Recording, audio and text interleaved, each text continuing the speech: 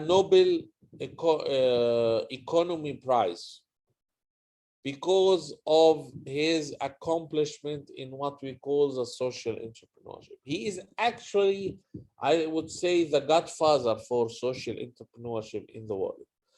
Let me start by telling you the story of this guy because it is really important and impressive, and it shows you the power of social entrepreneurship. Dr. Muhammad Yunus one day was visiting his bank in Dhaka, the capital of Bangladesh. He works as a professor in the University of Dhaka. And in his way to the bank, he finds a lady, a very poor lady, selling baskets out of bamboo. You know, those baskets, what we call sabat in Egypt. Um, so it is a handicraft just for keeping things or bringing things from the market.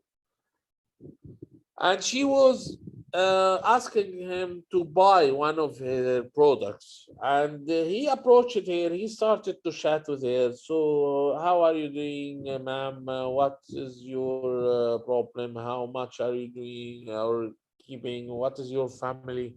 He knew that she actually supports her family because her husband died. And she is the only one in the family who works, and she has 3 sons and daughters, and she is actually having an around income of $5 a day. She goes and she feeds her family with $2.5, and she spends the rest $2.5 to buy more raw material for her handicraft in order to do the next day. So this is her day. $5 a day, eat using half of it, and then do baskets with the other half to sell it again in $5 next day. So he asked her, what can make your life better? What can bring you more happiness? What can provide you with a better life condition? She said, if I had more raw material, I can produce more baskets actually, but I don't have enough money to buy raw materials. So he said, why don't just borrow from the bank? You are sitting in front of the bank. You ever thought about going there and asking for money? She said, no, I didn't do that. So he grabs her, he takes her to the bank employee, he welcomes them, and he asks the employee, this lady has this condition, she has this and that and that. Can you give her money? Can you loan her? So the employee thinks for like 10 minutes and he says, no, sir, unfortunately, we can't. He asked her a few questions. He said, no, sir, actually, we can't because she has no collateral. She cannot provide any collateral for us. She has no home. She has no farm. She has no car. She has no job, no uh, regular employment job. So we cannot lend her any money. But we can lend you, you can guarantee her if you want. We can give you the money and you give it to her, and we guarantee you to give back the money. So Dr. Yunus took the decision in few seconds and he said, okay, I will do it. I will give her the loan. But he asked him for the procedure, and the procedure turned out to be a little bit routine. So he still told her, I'll tell you what, please go and bring 4 more ladies just in the same conditions like you, and I will give each one of you $50. $50 loan to 5 ladies, a total of $250. And that was just like part of his salary, monthly salary. So the bank has no problem of lending him this money. And he gave the guarantee. He asked her to bring them next week. He said to her, so next week, same time, same date, same office, we meet her, you, the other 4 ladies, and we provide everything. They came, she brought him the 4 ladies. They became 5 ladies now. He actually did the loan and he took the money and gave it to them. He distributed it equally, $50 each. And then he left. And 6 months later, he comes back to the bank and he says to the employee, same employee, hey, sir, how much do I owe you? I must owe you a lot now. Those ladies took the money. So please let me know how much do I owe you so I give back my loan. So the bank employee surprisingly says to him, what loan? They all give back the loan in 5 months actually. So the man was really surprised and said, so do you want to tell me that they give back the loan? They never delayed it? He said, no. Each and every month, each one of them will come and give me $10 on the first day of the month, on the day exactly to provide the installments. So the guy was really surprised, but now he realized something, that poor people will give back the money. Poor people will be able, if they have the means of work or the means of business, they will be able to provide the loan and they don't take it and leave or something like rich people actually do. At this moment, Dr. Muhammad Yunus started to really think about building a bank, but it is a bank for the poor people only. He called it Grameen Bank, which means poor people bank in Bangladesh. And he started to lend money to poor people mainly. And he built a full system based on providing those kind of loans. They are what we call non-interest loans. They don't take interest. They just take what we call administrative fees, which is like 2 or 3% only. Those 2 or 3% are what is needed to keep the business. This is his revenue, actually. And I'm surprisingly, I'll tell you how much this bank now is worth more than $5 billion.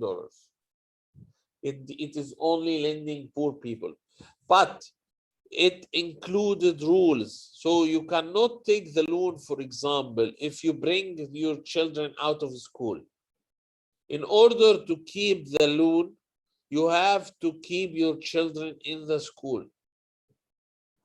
And he provided a system of people who go and collect the loans out of the ladies in the village. And those people who collect the loans are actually well-known people. You know what we call the chief. In Africa, we call him the chief of the tribe.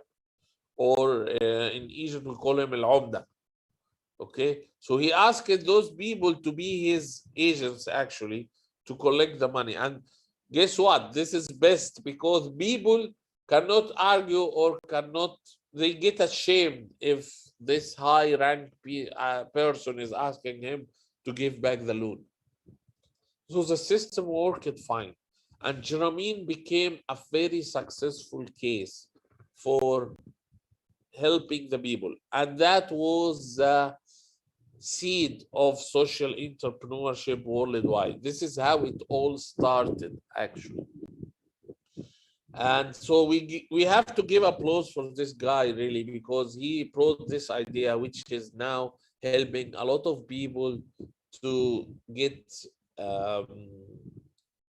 in a social business. And he did a lot of other social entrepreneurs. I actually highly recommend that you read his book.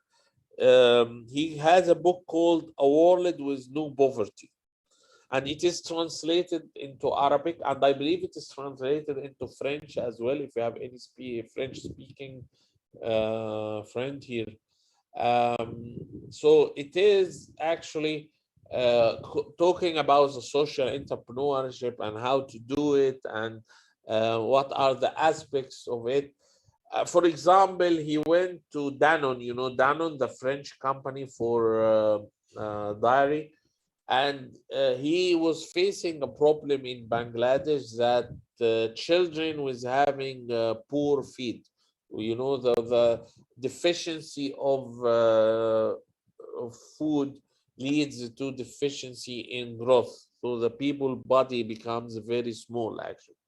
So he asked Danone to do a social business for him. The business was socially impacting the people because it was providing them with cheap yogurt. They did yogurt for those. And yogurt, you know, it is made of milk, and milk has many elements. They added to it many other elements, so that it become like a full meal. And he built a full system based on the ladies on the village, which they are already working with him on the loose. So the ladies were distributing the yogurt. The big problem was in Bangladesh for yogurt is that yogurt is very easy to spoil if it is out of fridge. And Bangladesh is very hot and humid.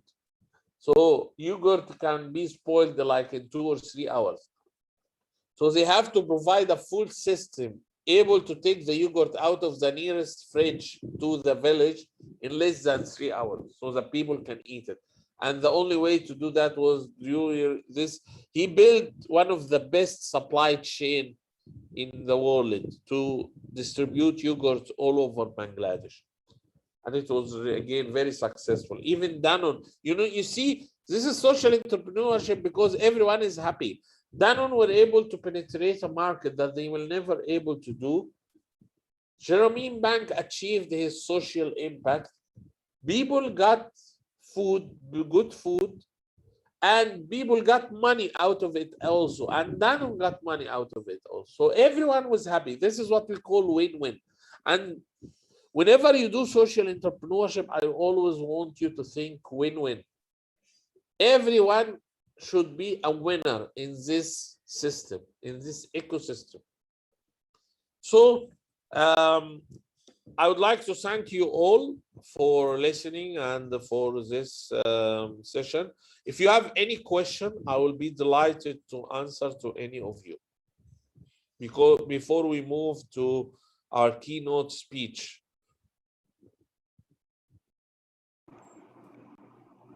I just wanted to thank you for this beautiful presentation. It's inspiring. Okay, thank you. I'm glad you like it, and if you also want to read more, please go to the internet, read about Dr. Yunus and Jerome Bank and social entrepreneurship, get more information, and be ready because this is what we will be doing on our next 3 days, inshallah. Okay, great, all guys. Any more questions, or should we take like maybe 3 or 4 minutes for our next speech? Dr. Sarah or Dr. Aya? Yes. Yes. So I think we are ready for our next keynote speech. Yes. Thank you so much, Engineer Tamer, our trainer, for this fruitful and enlightening session. And now I think it's time to our first keynote speaker, outstanding African role model with huge contributions to the private tertiary education sector in West Africa, an entrepreneur, Dean of the School of Graduate Studies at the University of Professional Studies in Accra, recently highlighted as an awardee in the upcoming. Thank you very much, and it's an honor to join you in this very important workshop. I am happy to share a little bit of my experience, and I would like to do that by telling you the story of Lawe, but also to give you a little perspective about the issue of social entrepreneurship. So basically, I consider social entrepreneurship to be about creating value for common good. And often it would start with recognizing a social problem, as we all know. It could be something very, very little or very small, something that you normally see around you that you do not like and you believe ought to change, or something that you believe can improve what already exists. So that is how you identify the opportunity. It is also about employing entrepreneurial leadership and managerial skills to achieve and sustain the value that you want to create. So there are quite a number of tripwires. Oftentimes people are thinking about, where do I get the money to start? In my opinion, as an entrepreneur, that is often not the biggest problem. The biggest problem is how you manage the product or the service and how you keep it sustained. So a little bit about myself. In the early part of the year 2000, I managed to establish a radio station in Ghana called Pravda Radio. Now, Pravda Radio runs as Vision One Radio in Ghana after it had been acquired. But how did I start? I was an advocate, a consumer advocate. And as a consumer advocate, I felt that I needed a medium to achieve the goals of my advocacy. So I came up with the idea together with my team that we could establish a radio station to do that. But that wasn't easy because there is a regulatory part which we needed to fulfill. We needed to get the license for a radio station, and we needed to mobilize the resources to create the radio station. So the first thing was for me to apply, or for us to apply, and I did apply. A lot of people thought it was a joke because I didn't have any background in radio or media or anything like that. So I went for the requirement. First thing, I tried to understand the requirement. I tried to get people who could help me understand what the requirement was about. When I realized it was difficult, I went on the internet to train myself, learn about what I wanted to do. Finally, I managed to submit the application. It was a very tough process, but God willing, in 1.5 to 2 years, managed to get the license to establish a radio station. Now was the difficult part. How do I get started? How do I get the transmitters, the equipment, the facility, or the small place that I would use to set up the radio station to do what I wanted to do? I was told initially that there was a fund under UNESCO by the UNESCO commissioner in Ghana, because I went there to talk to them about what I wanted to do. And they directed me to a consultant. The consultant required $40,000 to help me get through the process. I didn't have that kind of money, so I decided to forget about it. I now went to the Polytechnic in Ghana. I went to the telecoms outfit and decided to find out how they can help me do what I wanted to do. Fortunately, they gave me a young guy who had not even finished, the junior secondary school. But this guy was exceedingly talented and he could build transmitters.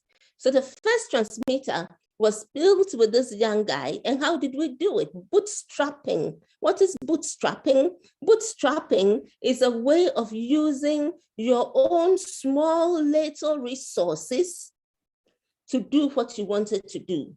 So bits and pieces, we bought the equipment and the parts, and the young man was able to build the first transmitter. We tested it, it worked, and we were there. The difficulty was how to sustain what we have done. And that is where the managerial skills come in. You need to understand financial management a little bit, not the complex ones.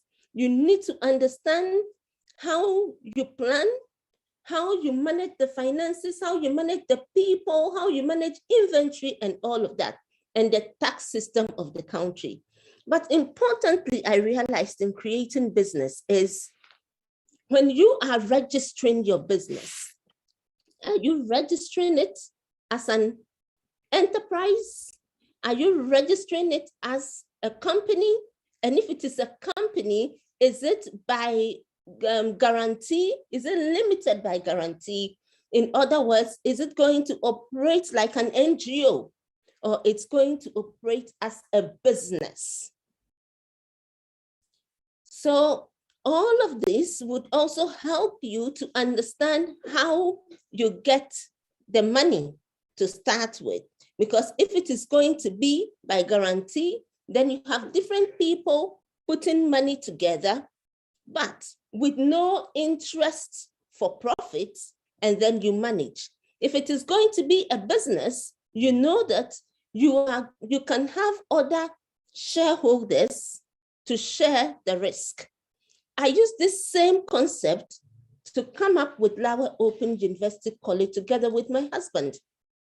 So what did I do? Again, it was about putting my ideas on paper, having a clear concept note, traveling and meeting with certain friends of mine who I had met within the academic fraternity. I started with a colleague of mine in America who is a retired Army general and a wife. And I said to him, can you introduce me to universities in Europe and in America that can help to do what I want to do? In other words, you need a social network. You need a network that you can fall on to mobilize the resources and also to help you with the technical ideas. So I did that. God being so good, we were able to go through the process accreditation and get the first open university in Ghana established in the name of Lawa Open University College. This same university happens to be the second in the whole of West Africa. So it means that now that it was accredited and established, how do you manage? You are going to be paying rent. You are going to be paying the workers. If you're doing it alone, you need to sustain yourself to be able to continue. You're going to be paying tax. And you also need to make sure that you sustain the quality so that from a regulatory point of view, you don't have challenges.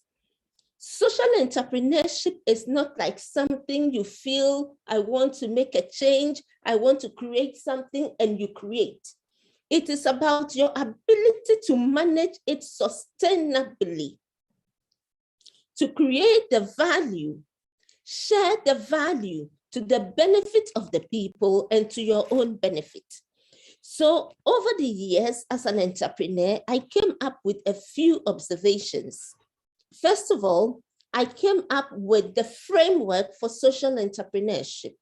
And that is the first thing you do is identify the need or the social gap.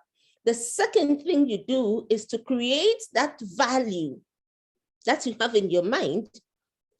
And you can do this by being very creative, because to start with, it's either something that has not been done in your environment before, or it exists, but you're coming up with an innovation.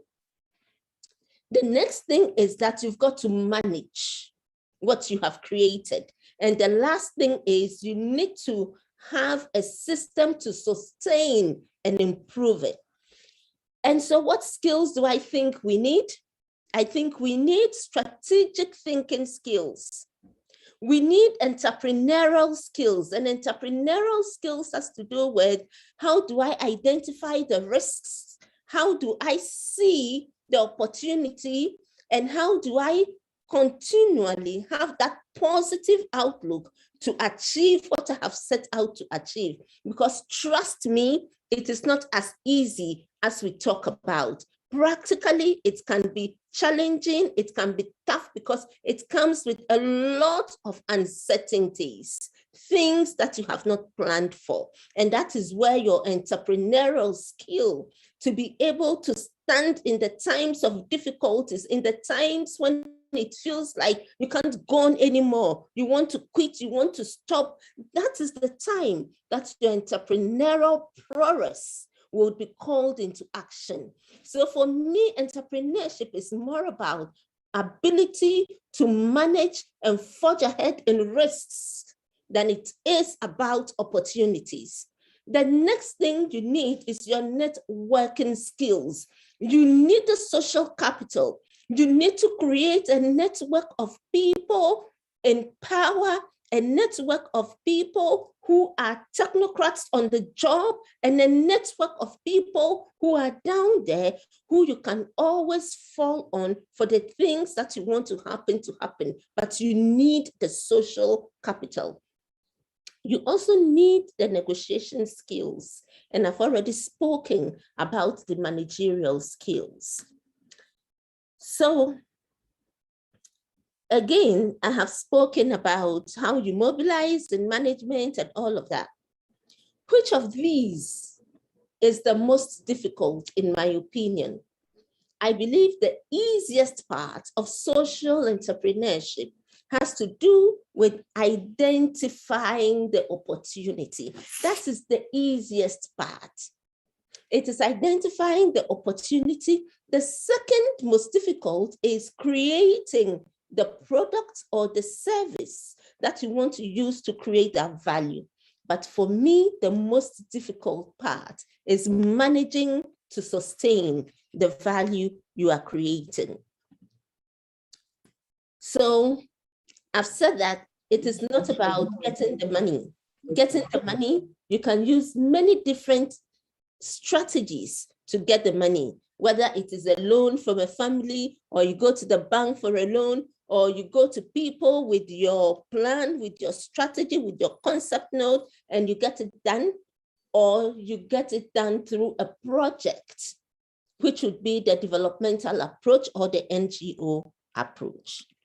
And so basically, these are some of the things I think we could do. In the process, I read a lot of books on entrepreneurship.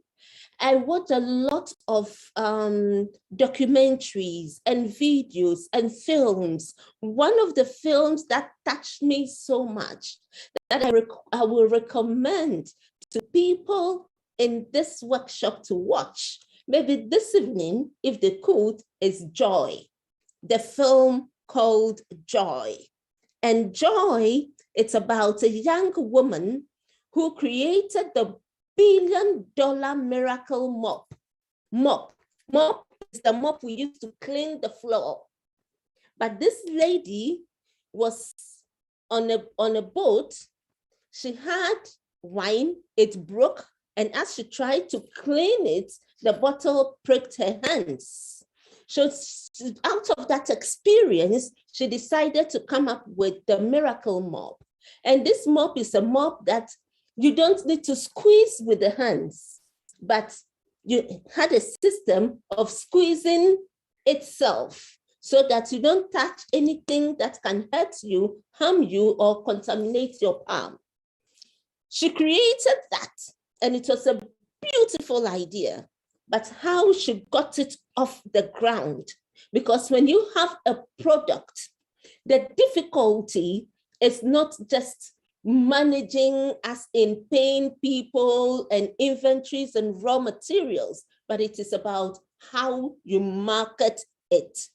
And in the story of Joy, the marketing and the accounting part were the most difficult, because if you have a product that nobody is interested in or cannot create the kind of value that you need, you can never sustain it. I wish you all a good workshop, and I look forward to hearing success stories of great social entrepreneurs that would impact our continent in a very positive way to achieve Agenda 2063, the Africa that we want, an Africa that is prosperous, is peaceful, and it's progressive. Thank you very much for your attention.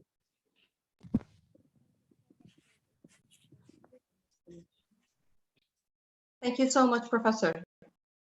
It was enjoyable to listen to this experience. Thank you so much. Pleasure. Thank you very much, Professor Joski. Really, I enjoyed your talk, and it was really inspiring.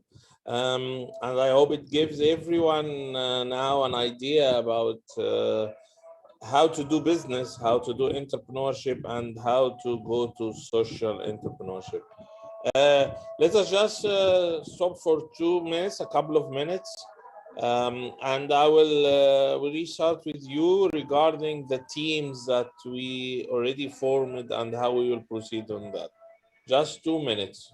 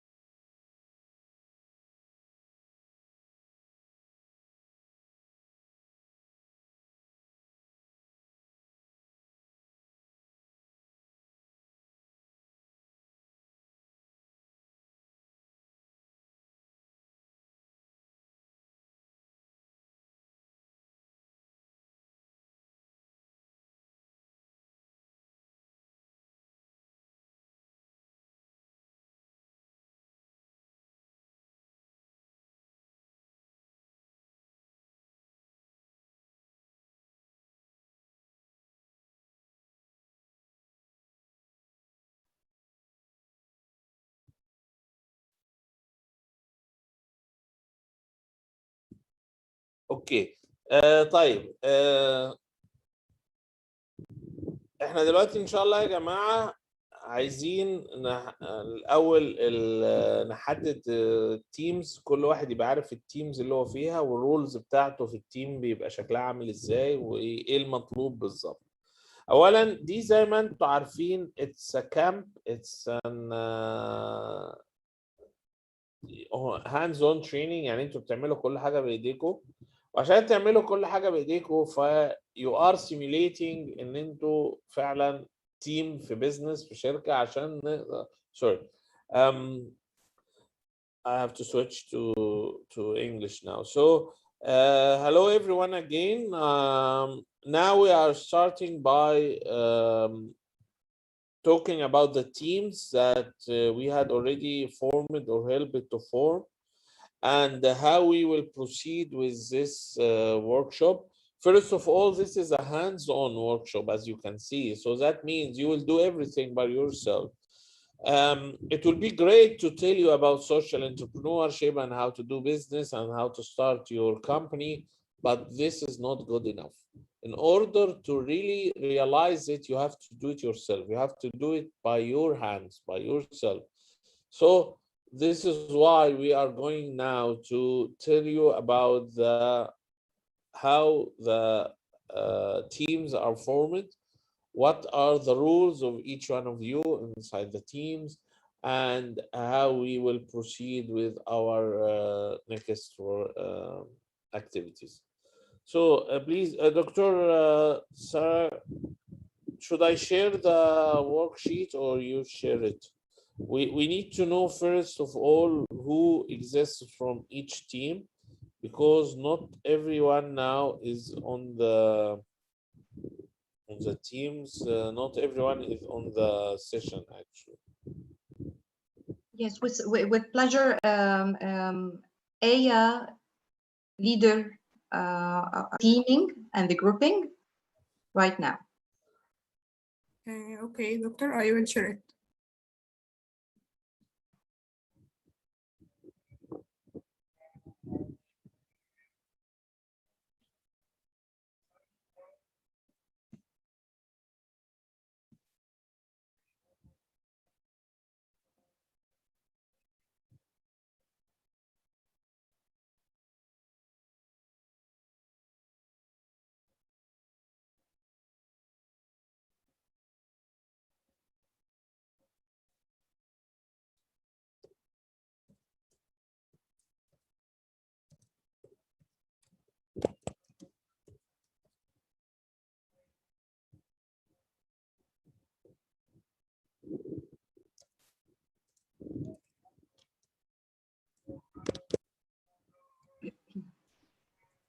Let's go to work.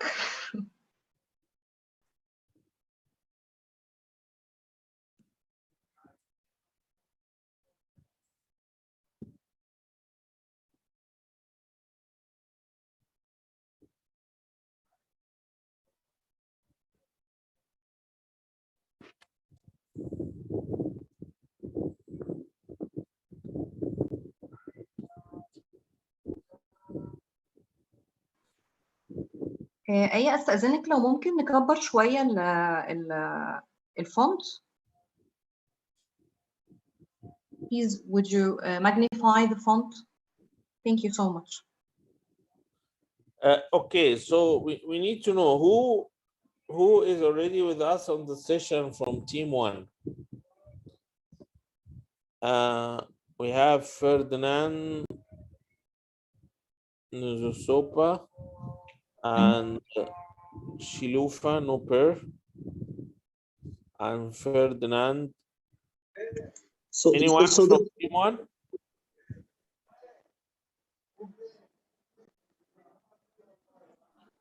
Anyone from? May anyone, Dr. Tamer, representing the team, and say what's about the others? Yeah. Just please. telling us if the others will be with us during the camp or not. Yeah, I didn't see anyone from team 1 actually. Team 1, I'm here. No, Ferdinand Nazasoba is here. Oh, Ferdinand. Yes. Ferdinand, Yes. here you are. Okay, Yes. Ferdinand. Any other team members from your team is here? Martin Muala, I'm here. Yes, someone told me has a problem with connection that will come. Okay. So can you please identify the number of your team that will be with us during the couple or during the next couple of days? Yes, let me contact them. Okay, we will just put the team as it is now, and please confirm us with the number during before finishing these sessions, if it's possible to you. Yes, just a few minutes. I will tell you. Okay. What's your opinion, Dr. Tamer? Is it okay? Yes. Yes, it is. It is okay.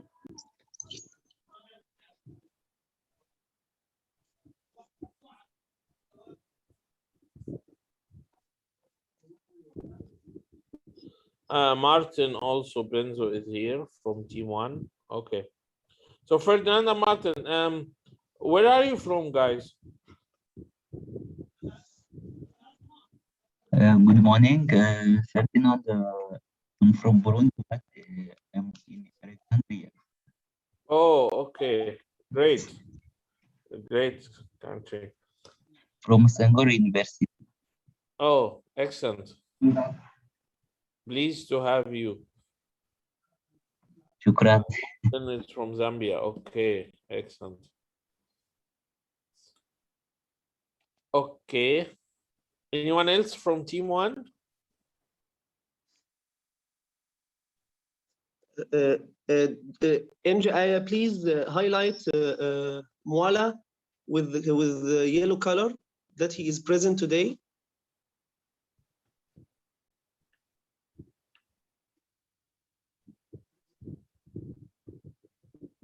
Thank you. Dr. Tamer, we can go to the next team. Yes, team 2. Anyone here from team 2? Can you please zoom in more on the name so that we Yes, I'm here. Number 13. Isam Ibrahim. Okay, Isam Ibrahim from team 2. Okay, anyone else from team 2, guys? For 12. Radwa Amr from team 2. Okay. Doctor, I can't see the screen. Can you please? Can team 2 raise their hands, please? All guys from team 2, raise your hand.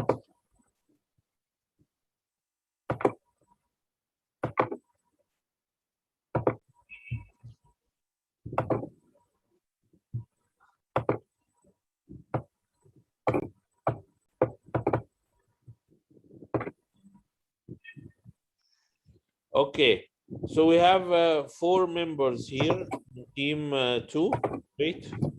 So team 2 is almost complete. Please, doctor, can we zoom on the screen? Aya, would you please do 2 things? The first thing is highlighting the 4 presents from team 2 and focus on as you did. Thank you. Thank you.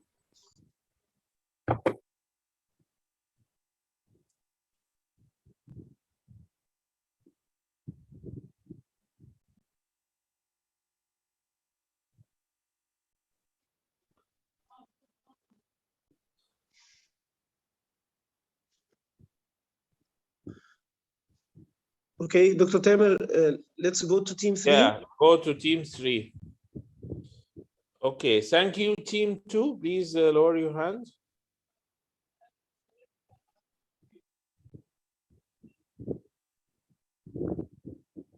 Team 2, please lower your hand.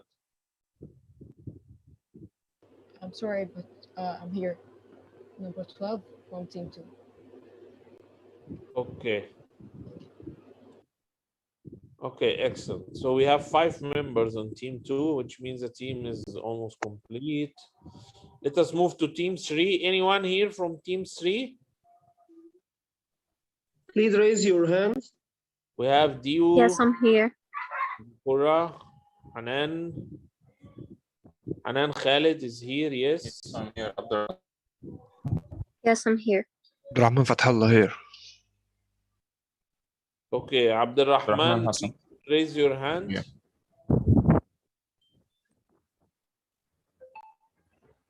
Abdurrahman Fathallah also. Okay. Yes. Anyone else from team 3? Drew, Dipura, Mark, Magdi, Radwa, Noor. Okay. Type team 4. Yes. Yes, I'm here. If it's possible, just raise your hand. Please, team 3, lower your hand. Team 4, raise your hand.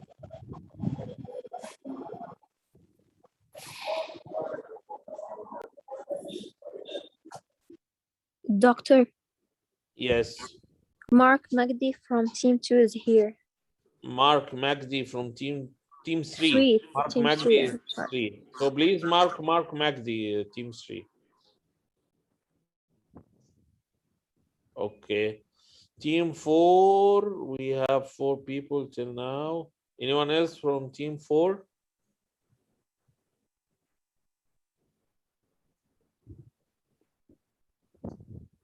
Okay. Thank you, Okay, team 4. Yeah, let's go to team 5. Team 5, please. Swipe the screen. Yes. Team 4, lower your hands, please. We have just Ainur and Noha Saadani. They are coming. They just have some technical issues. And they will join us about 5 minutes or something. Okay. Thanks. So you can highlight Ainur and Noha Sadan.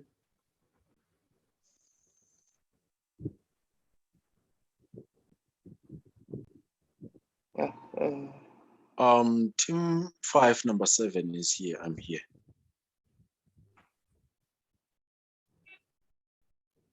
Number 7, James or Neo? Neo. Neo, okay. Thank you. You are welcome. Doctor, I think we have Makotella Mavella in team, I think team 3 or 4.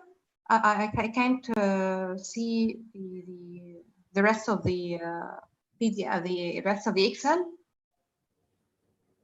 She's with us, Makotella Mavella. Yes, team 4. She's with us. Thank you. She's online. Yes, Number Yes. 32, the number is 32, I Number think. 32, yes, and team 4. Yes, she's Yeah. present. Yes. Would you please, Aya, highlight it, number 32? Aya Sami from Team 4 is also here. Okay, we have someone from team 1.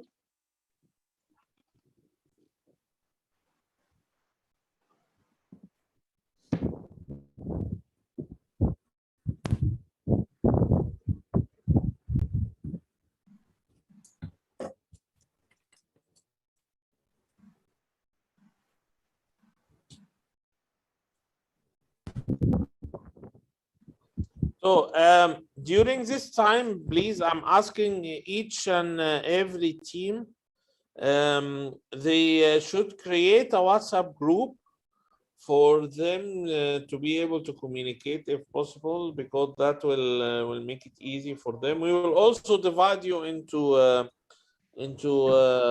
breakout rooms right now, so you will be able to communicate more with each other. That will happen like in 1 hour from now.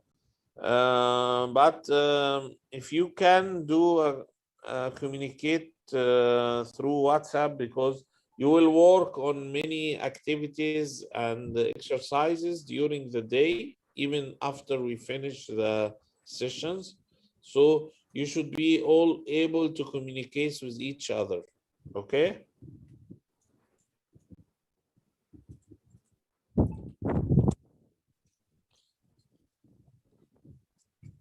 Okay, we move to team 6 now.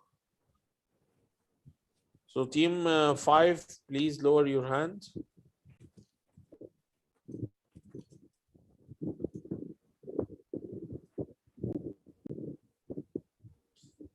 Team 6.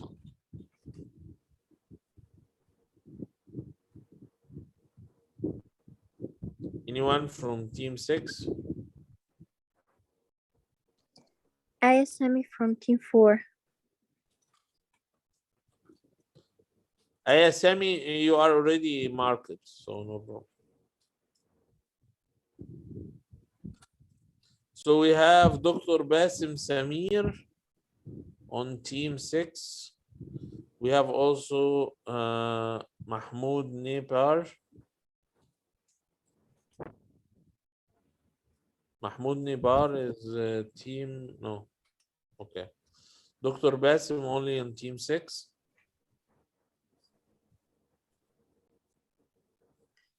Anyone else from team 6? Yes, Abdullah, team 6.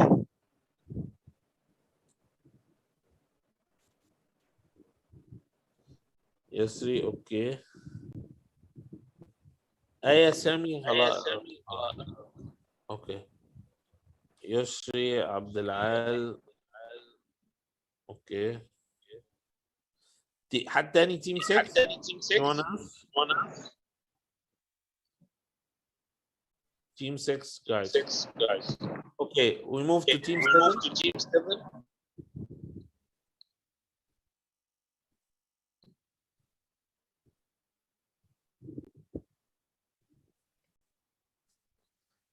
Team 7, Shuruq Ahmed. Okay. Anyone else? Isra, Zakariya,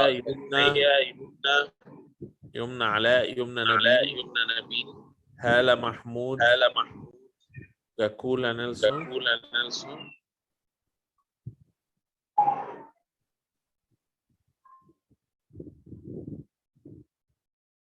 Okay. Team 8. Anyone in team 8?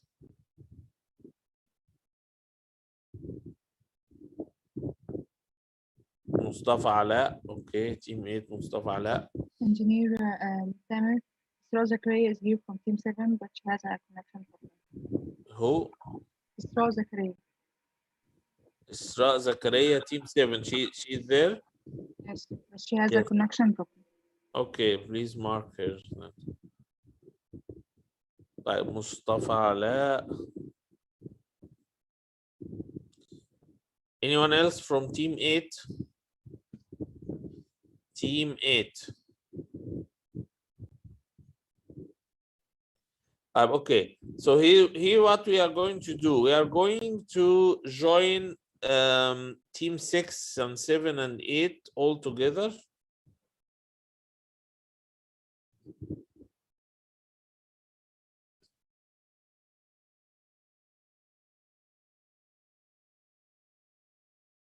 So they form a new team.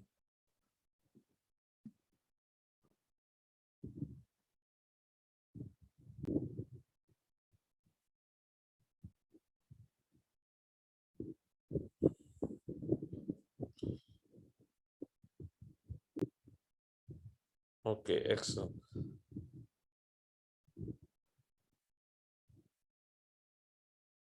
Okay, perfect. So team 9 and 10. Anyone, team 9, 10?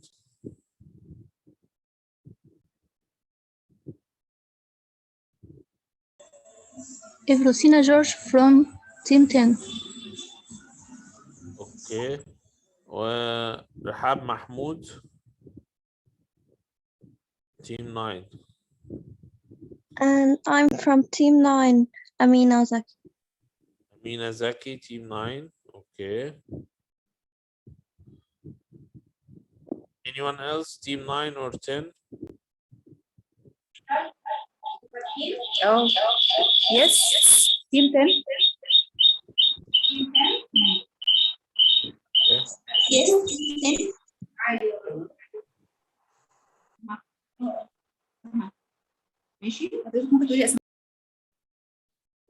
Anyone else, team 9 or 10, guys? Nada Ahmad, Mayar, team 10. Samar Shaban, Adi Kuli. Fin team 10. Okay. طيب أقول اوكي تيم 10 بليز. اوكي ها دكتور ميرفت مصطفى، رنا سعيد، أميرة، محمد، أفروزينا جورج، محمد أحمد عبد العزيز، عبد الله إيهاب. Team number 10. Thank you very much. Okay, so again, we join the people from teams 9 and 10 together, so they form team 7 now. مش عارفة ليه مش افتح تيم 10 محمد احمد عبد العزيز. تيم 10. Yes. Yeah. Thank you very Thank much. you very much. Thank you. Okay. Okay, yeah, so we join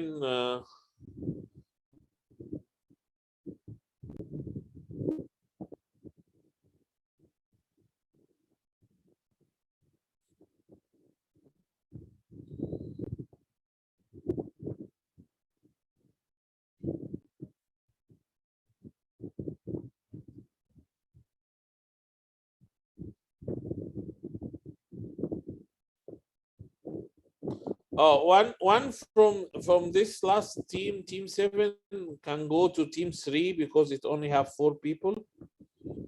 So maybe we can move on from team 7 to team 3.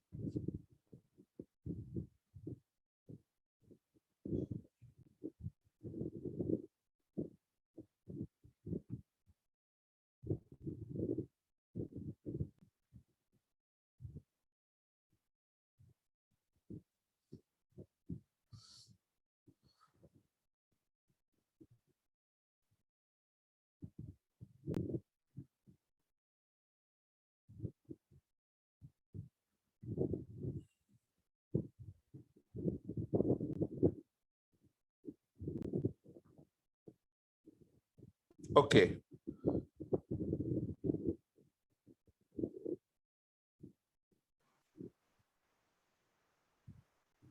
آية أنا عايزة أقول لك إنه في مازن سنكالا from team 1 he's present. مازن سنكالا. And please highlight Nuzusopa 2.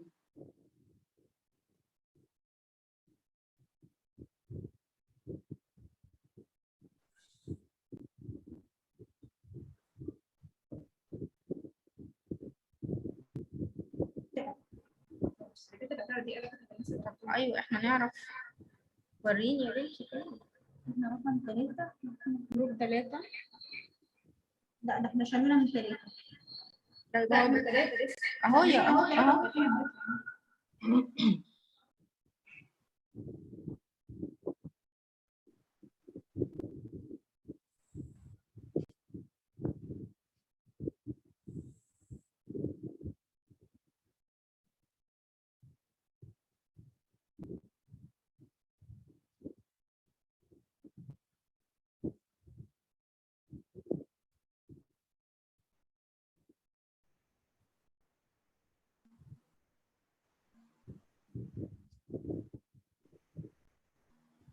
باشمهندس تامر احنا تيم 3 ده هيتقسم مش كده؟ يعني هيبقى 2 teams. لا هو انا تيم 3 بس، يعني زي ما هم تيم 3 we will take one from the last team from 7 to be added to team 3. Can you just undo the last step of moving when you moved?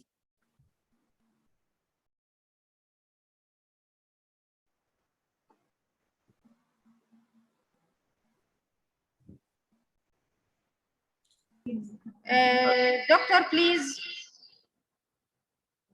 اوكي. دكتور ميرفت اتفضلي. يس احنا كنا تيم نمبر 10.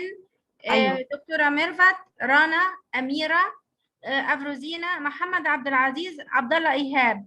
في أنذر مين أنا مش عارفاها معانا. غالبا حضرتك هتفضلي نفس التيم ده والباقي ده هيروح هيبقى تيم تاني اصلا. ممكن Okay. zoom in on the last one on team 3 down please. ايه بعد اذنك حبيبتي نعمل زوم على التيم. اوكي نعمل دكتور شوفي تعالي من هنا نعمل زوم انا مش اهو.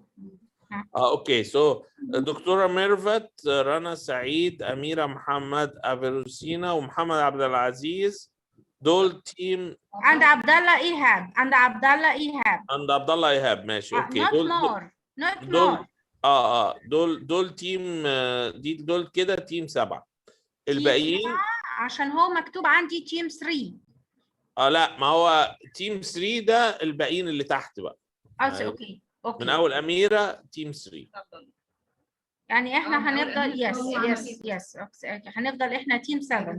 Thank you very much دكتور. فصل اهو خلاص. ايوه بالظبط اوكي. طيب كده اوكي كده clear. All teams are clear. Now we have 7 teams actually with the average of 5 or 6 people in each team. Dr. Tamer. Sorry, there's something we have to say regarding team number 3. If Dr. Heba Al Haddad here, please talk to Dr. Tamer. Dr. Heba is here. Dr. Tamer. ايوه حضرتك سامعني؟ اتفضلي حضرتك. Sorry, Dr. Tamer, she wants, as I think, to combine team of Ragab Institute with each other. They are 8 students, and she wants them to be in team number 3. But I don't know. Okay, I'm just asking anyone from Ragab Institute to tell us the name of participants from Ragab Institute. Would you please say your names? Abdurrahman Fathallah, Abdu Team 3. Okay. Do you know all your friends or your colleagues or not? Team 2 عمر وسلمى وعصام وخالد وشدوى من رجب. Team number 2. So you want them to be in one team, number 3? Yes.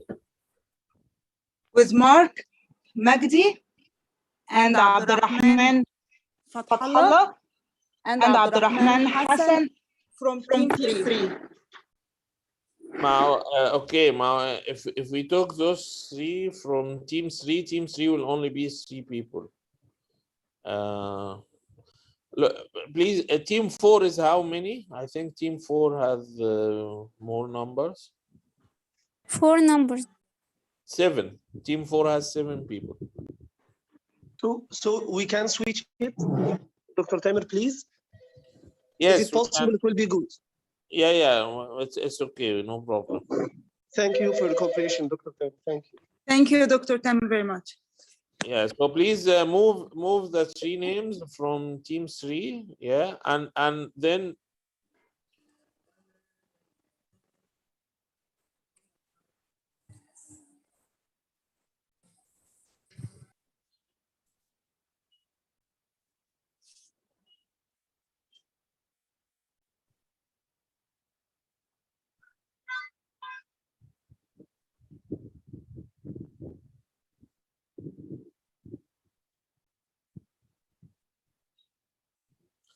okay, now team 3 has 4 people. We can add 1 from team 4.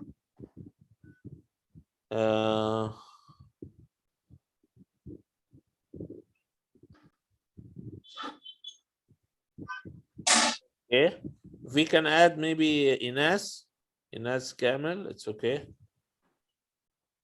Ines, are you okay with that? Yeah. Okay. That's okay. Okay, so now please, Dr. Aya, just finalize with all the teams in one arrangement. If we can remove all the empty slots. Can I ask a question? Dr. Tamer, Yes. can I ask a question? Yes, sure. Okay, we are students from faculty from University of Salah City. We were just 5 members. There's 2 more names that I don't know about. Is it cool to just cooperate with them right now, or we should be the same team that we are gathered together, we are working together? Well, to tell you, the objective of our exercise is actually to be exposed to new people. Okay. And you will find that it is more fruitful if you get exposed to new people, people that you don't know very well or you didn't work with before. That will be actually more fruitful for the exercise, because now you get to new ideas and new perspective of life at all. So I highly recommend that you better meet with new people, not the people that you know very well. This is fine with me. I'm just asking about the competition. I think there was a competition. For the competition, it is not about being in a team where we know each other. It's about being able to work together toward something new. And I believe that being together with a new team will help this objective much more, actually. Okay, thanks a lot. Okay. Okay. So let us see now. We have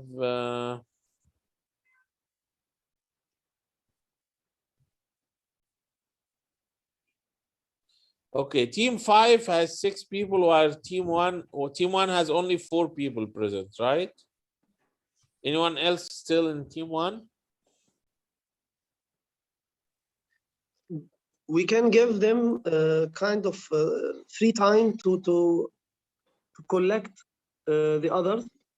Okay. If Fairland will give us this chance. It will So be team good. 1, I believe team 1 has a space for 1 or 2 more people. So if anyone else joins or anyone comes in, we can join team 1.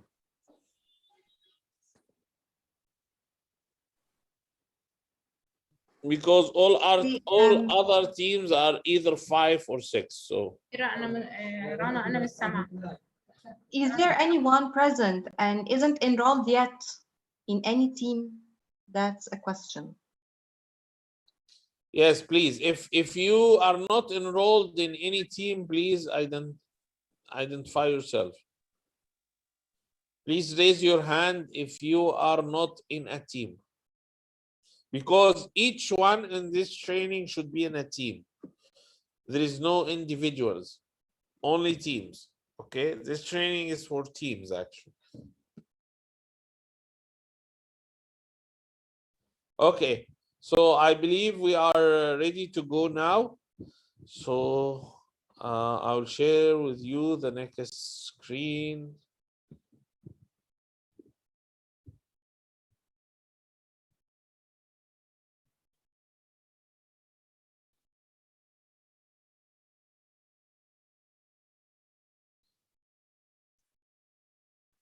So I think we will have our lunch break right now, right, Dr.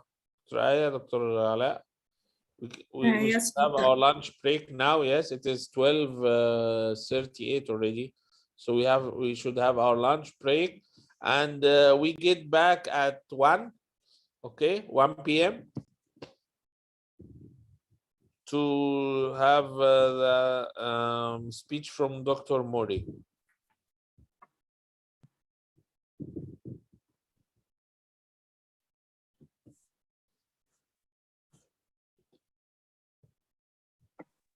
Okay, Dr. Tamer. Okay, Dr. Tamer.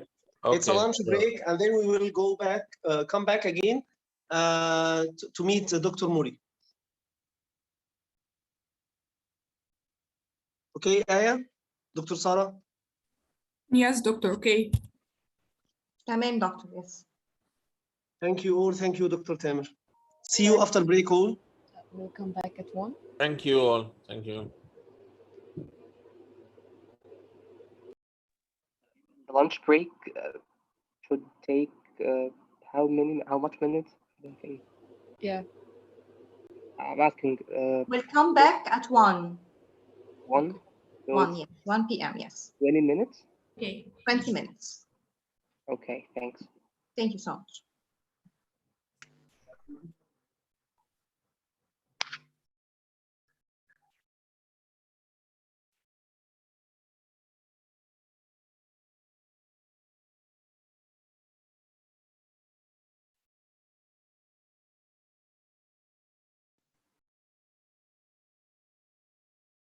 ايه انت موجودة حبيبتي؟ يا دكتور مع حضرتك. طيب احنا في عندنا محمد سند ما تسكنش في جروب ف What's your university يا محمد؟ الجامعة بتاعتك ايه؟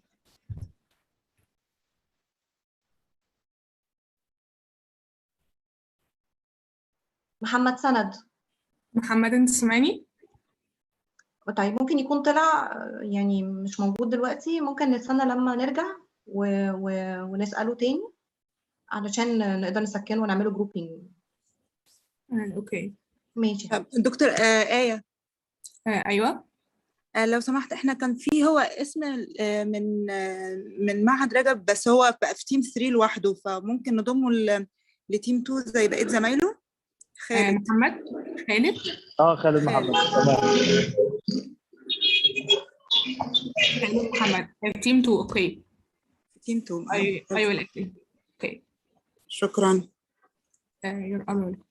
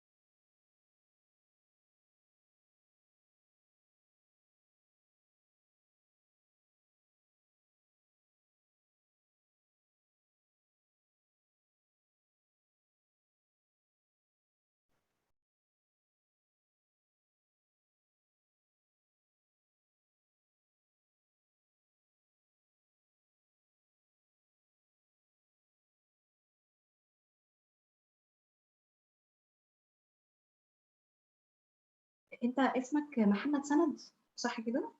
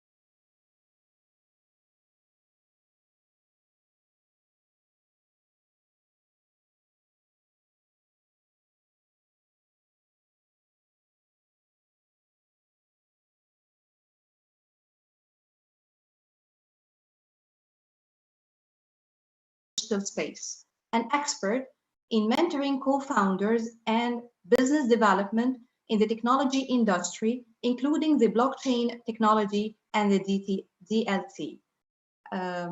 Welcome, Mr. Mori. The word is yours. Thank you, Sarah. Thank you, everyone, for attending today. I can see 48 attendance. I want to make sure that everyone is focusing with us. So I want to ask a question. Who did have lunch? You can write in the chat just to know who's really listening to us. Anybody got lunch or not yet? I'm having one right now. صحتين Khalid. Yeah. Okay, cool. How many people are not from Egypt in the session today?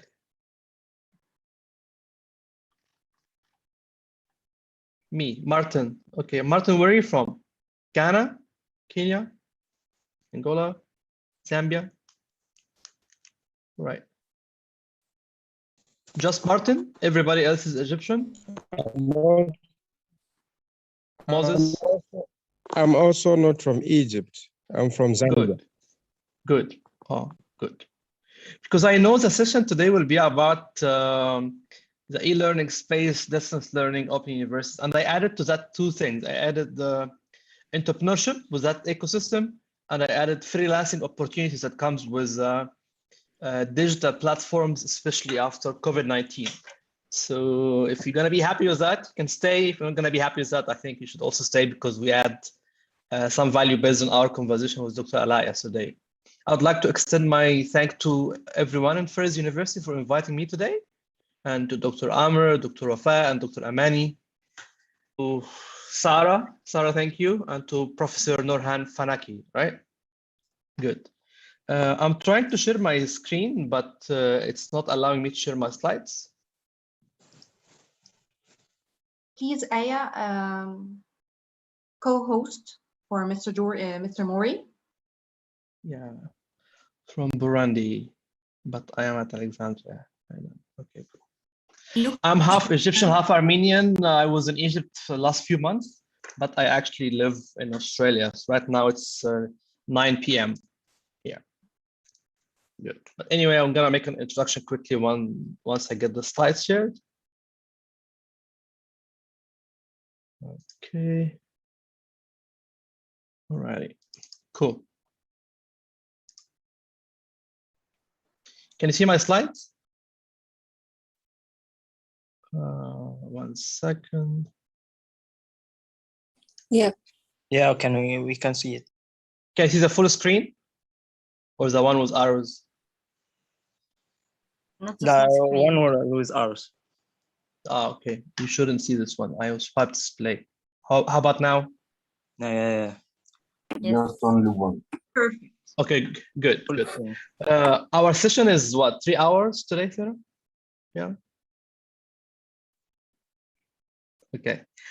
I got a lot of slides, but I'm gonna summarize everything in 25 minutes so we can have time for more questions, because when I talk, people normally get more ideas, and this is why we're here. We're not here just to listen to me, but we are here to exchange ideas and see how everyone can really benefit from that. So my name is Mori, and I run Levels Ventures. We started the company in San Francisco in 2015, and then we moved the headquarters to Hong Kong, and then we opened a second branch in Australia 3 years ago.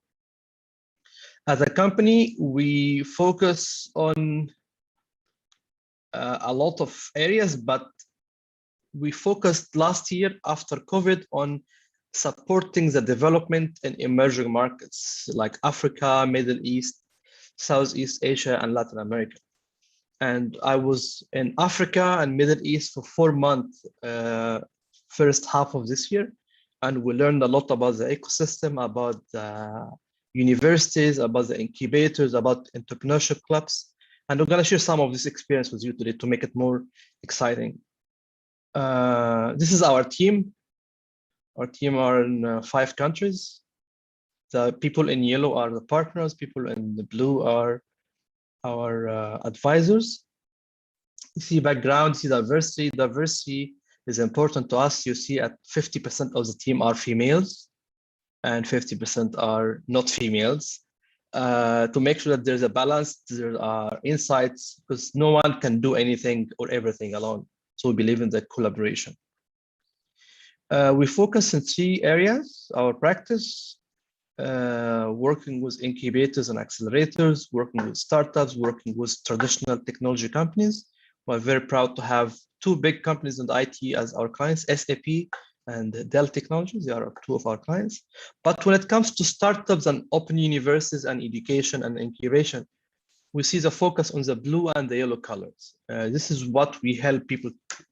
We saw that the innovation is good, but scattered. Africa has a lot of brilliant brains, but the ecosystem does not empower people to really nurture and grow. Why? Because many people want to do it for their names. It's good to build your name, but it's also good to build something bigger than your name, because your name will gonna last as long as you're alive. But it's good to help others, and I'm not saying help others for free. Like help others, get paid, but add value, make an impact. Okay. And that's why today, after talking about the few key benefits of open universities and distance learning, I want to talk about the freelancing opportunities that comes with the internet, with the digital era we are in, and how the internet and COVID-19 are interrupting every business the way we knew it, including education and higher education. Everybody's okay so far, or somebody slept? Sarah, can you see if they are asleep or awake? No, we're still awake. Cool. Okay. So that's my profile, just to understand why would I be talking today. It's because basically I got a decent experience. I'm 42, and before I turned 40, I wanted to live in every livable continent to conduct business, live, not just visit. And I did that. I lived in every livable continent, and I worked Latin America, Africa, Europe, and Asia, and now in Australia, which is a self-contained continent. And that was not for me just as a personal goal, but that was also to make sure that when we are helping people to scale their business, that we are really ready for it. Like we've been there, we did that, not just Googled it and researched it. Google and research are very important as a first step, but the next step, which is much more important, is when you get your hands on dirt, when you get this stuff in practice. So as I mentioned, I work with startups, I work with Fortune 100, I work with incubators, and we have clients in Egypt who are doing academic incubators and academic accelerators, not just in Egypt, but Australia. Here also we work with 3 of the top universities worldwide, and we're helping them with their incubators.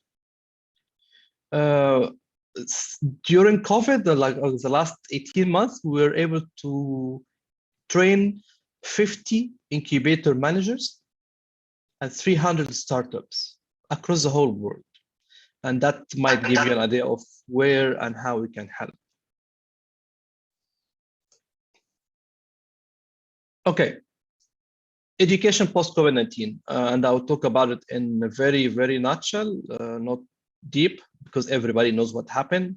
Pre-COVID, people used to meet, have coffee, go to school, we call university school here. So when I say school, I mean university, like Ferris University, Alexandria, AUC. So people used to meet in person. Classes, I would say 90% of the classes were conducted in a class-led environment, instructor-led, real, not using Zoom, not using Moodle, not using Blackboard. But education post-COVID-19 became more interrupted, like all other industries. Food delivery, now if you love McDonald's or Burger King,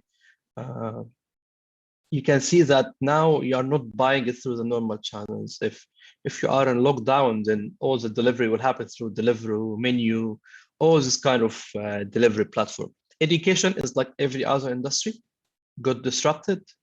People couldn't go to school, people couldn't get to universities, so people had to react quickly and act accordingly.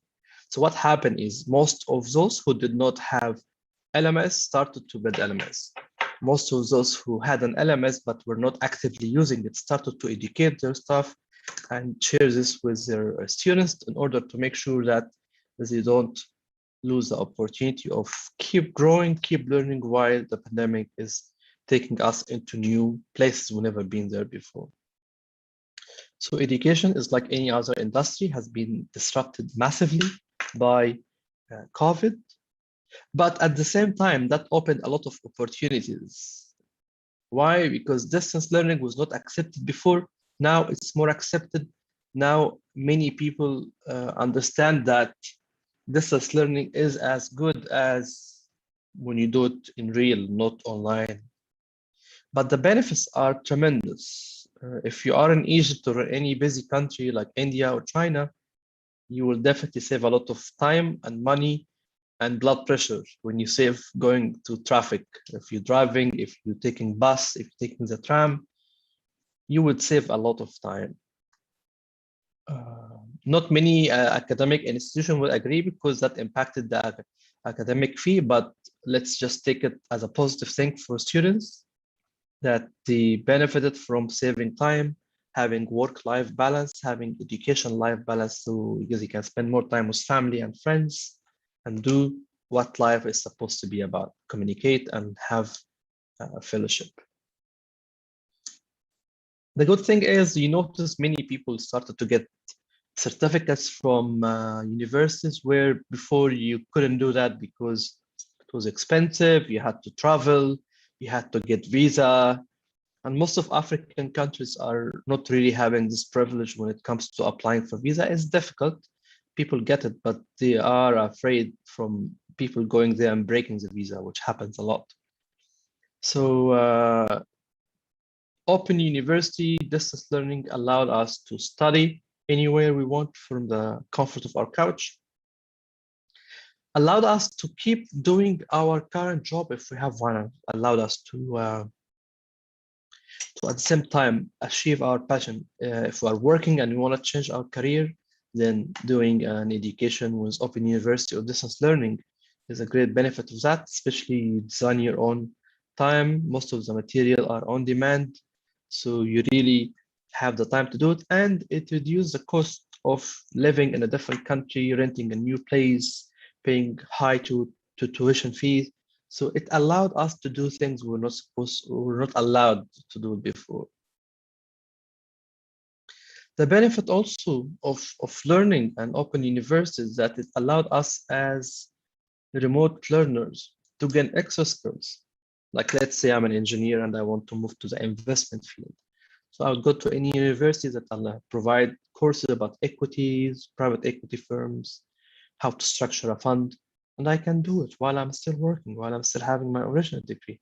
So it gives us extra skills without losing the interest or losing our income.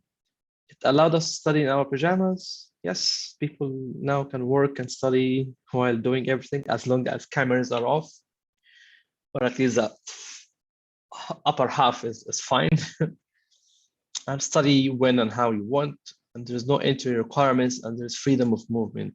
Freedom of movement is an example of what some countries did to encourage students who are also digital nomads to travel and work and get them visa. If you're not familiar, how many people are familiar with the term digital nomad?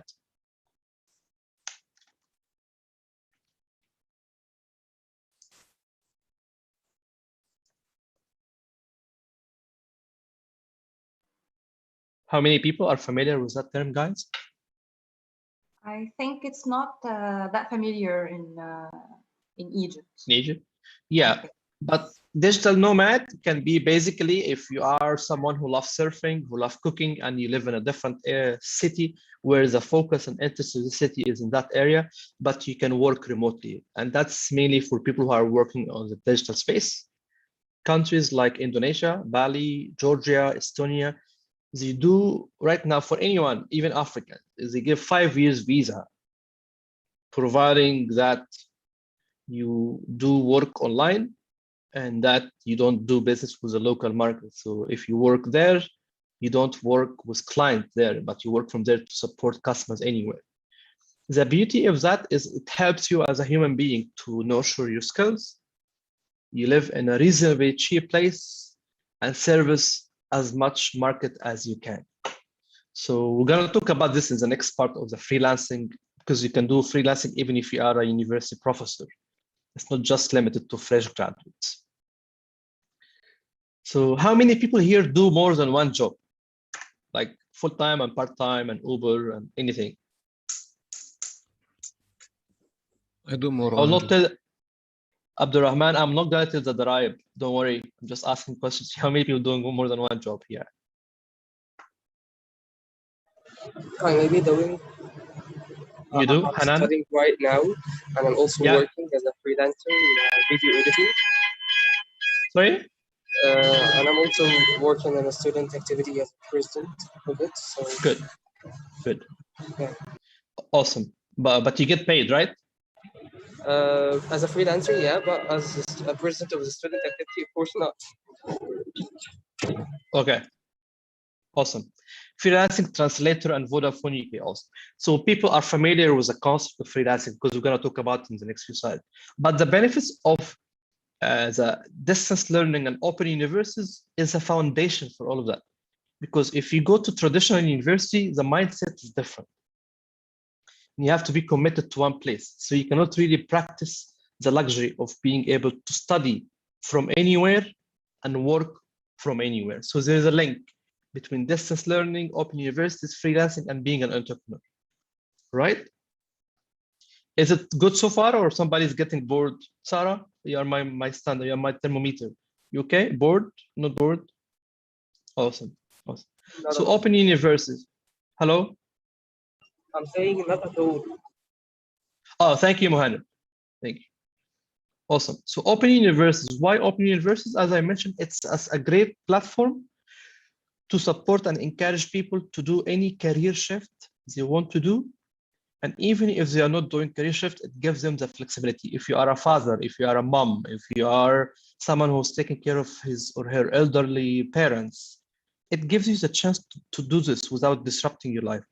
So previously, people who wanted to support their old parents, they used to drop out of universities, and that was not good because you sacrifice that. Or if you go and focus on your education, leave your parents, then you are greedy and you are not really a good son or a good daughter. So open universities give us this opportunity to be a good human being and at the same time pursue our future, pursue our dream, and get the education we deserve and we want in the area we love to have. So as I mentioned, open universities allowed us to take online learning. You don't attend a bricks and mortar means traditional building, okay? Just in case if somebody is not familiar with the word. We call bricks and mortar for anything that has a place, like a restaurant. If you eat at restaurants, then you eat at brick and mortar. If you go to a traditional university, you go to a bricks and mortar. So Open University allowed us to take learning online, do everything we want, to still have dates for assignments and exams, but what happened in the middle is up to us. And that requires something I think most of us are still challenged on it, which is time management.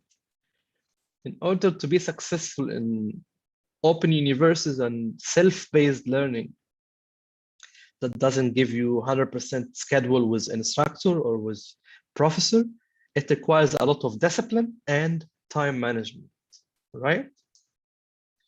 What else here? You'll find that online higher education is flexible enough to fit around your life. That means if you are Egyptian and you live in Cairo or Alexandria, but you love swimming, you love surfing, you can go to the hub and work from there, study from there, and go back and visit your family the weekend. If you are in Africa, if you are in South Africa and you love surfing, but you live in Johannesburg, Cape Town, so you go to Durban and you do surfing there. If you are in Kenya and you love hiking, so you live in somewhere where you can do hiking like Maasai tribe, or you go to Tanzania and do it from there. So it opens up your life to whatever you want to do without disrupting the timeline of your life. I'm always talking about this, but I will give you an example why it's very important for Australians here, and for me as one of them, is we have Bali next to us. Bali is in Indonesia, but it's 6 hours flight from here. It's better lifestyle and cheaper.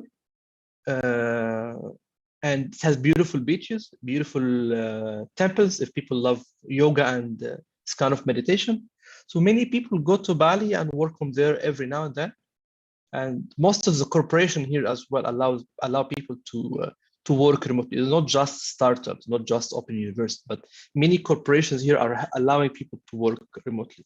So it's kind of a big thing for us. And I know it's the same because in my last trip to Egypt, I was based in Gona, if anybody knows Gona.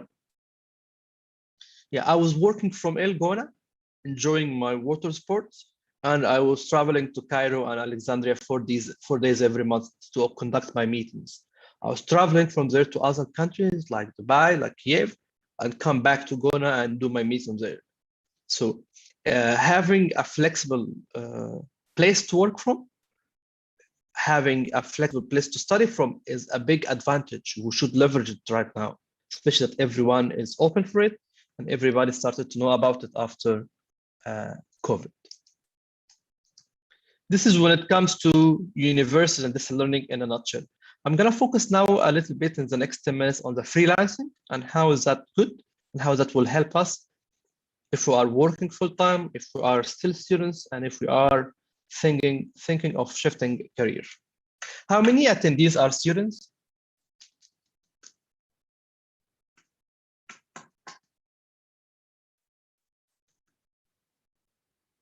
Me. So there's one me here, Hanan. Well, I am a student. Okay. Most of us. Most of us. Sarah, a student? No. Okay. The majority are students. Perfect. So students, I have one of two options here. Actually, one of three options for the rest of the session. One option is to talk about freelancing and talk about entrepreneurship, which is building a startup and being a co-founder. One option is to focus on one of them. Which one you want? You want to have both or you want to have one of them? Sorry? Freelancing, awesome. I'm starting with freelancing and then we're gonna go to entrepreneurship because Muhammad Medhat wants to hear about it. Cool. So freelancing, let's go and have fun here. And please stop me if you have any questions in the middle. So why freelancing? Anybody can tell me why freelancing? Basically, flexible hours. Freelancing because it's safe to work part-time with studying. And after graduating, we can talk about entrepreneurship. That's one basic reason. Who's talking? Abdurrahman? Abdurrahman, yes. This is one basic reason. The second one is many people in Egypt complain about, not making enough money. You ask students how many of them making more than 10,000 pounds? Not many, right? But they can, if they put their time on LinkedIn, not on Facebook. And if they focus on being on outsourcing platforms, we'll talk about this in the next few slides. You can definitely work with any company like ours. We hire people from Egypt and from Africa, $5 per hour. So if you work 100 hours while you're studying, that's $500, that's 8,000 pounds. So the benefits of freelancing, flexible hours, international experience, because when you are freelancing, if you speak good English, you can get customers from anywhere. If you speak Mandarin is the future. If you speak Mandarin, you can get customers from China. China is actually what many people don't know is economy number 1, not number 2. America is branding itself as the first economy, but actually China is number 1 because the American economy is nothing without the Chinese manufacturing. Anybody here has an iPhone or Apple? I do. You have iPhone? Is iPhone American phone or Chinese phone? I guess Chinese. Yes, it's just designed in California, but made in China. Yes. Yes, okay. So if I will buy Apple or if I will buy Oppo, I will buy Oppo. Oppo is a very good Chinese phone, but it's actually much better than Apple. So learning Mandarin, learning English, learning Spanish not just for Spain, but for Latin America, depends on what you want to do. Depends on where you want to work. To give you more income, if you are doing a full-time job with the government, because I know many people love government jobs in Egypt, to find a husband, to find a wife, to get jam'iyya, to get ma'ash. But beyond that, you can have some time to start to focus on getting actual business, getting actual ambitious and grow your business. So more income is a step towards establishing your own business. And this is what I did in 2014. I was working with Dell, Microsoft, and Symantec and Adobe from 2000 to 2014. But while I was working the last 2 years in my corporate, I started to help startups part-time for free, just to build my profile. And after that, I felt, okay, I have enough customers. I can quit my full-time job. I quit my job and I started my consulting firm in San Francisco. It was perfect, but if I did it without preparing myself to it, it would be a big failure, it would be a big disaster. So freelancing is good because it allows you to work flexible hours. It allows you to work and get international exposure by being able to work with international organizations. It gives you more income if you already have a full-time job, and it's a step towards establishing your own business. And also it's a big support when you want to make a career shift. Why? Because you might be working in social entrepreneurship, but you want to do something else, or you work as an accountant and you want to become a social entrepreneur. You need to learn about CSR, you need to learn about grants, you need to learn about how to run a startup, and then you make the shift after you get that. So freelancing will give you an opportunity to build a profile, will give you a chance to get credible and to get known in your space. And once you get known in your space, you can put the price tag that you want. You will not sell your service by discount because people know that your service is worth every dollar or every pound they pay for you. Right, guys? Good. So that's why freelancing. Common jobs that people do for freelancing. Actually, everything can be freelancing. Even doctors and dentists, they freelance. They have a government job and then they can work on 1 or 2 clinics part-time after that. That's freelancing, basically. A professor who's getting few hundred from Egyptian government university, but go and give private lessons in private universities, or take one unpaid leave and work full-time somewhere. That's long-term freelancing. So common jobs would cover this traditional stuff I talked about, but the new trend that really pays well here is web designing, web development, content writing, translation, programming, virtual assistant, and software architect.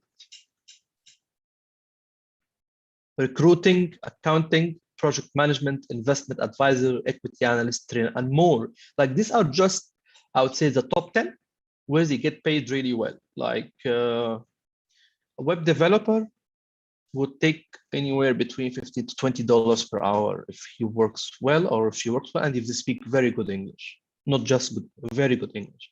Because when you do that, you need to make the design, you need to make the menus, you need to make the content as well. So this is something I think I need to give this to my fellow African. I'm half African. I'm not that black, but I'm half African, believe it or not. So 3 things we miss when we are in Africa: time management, language, and connecting with people in the right place.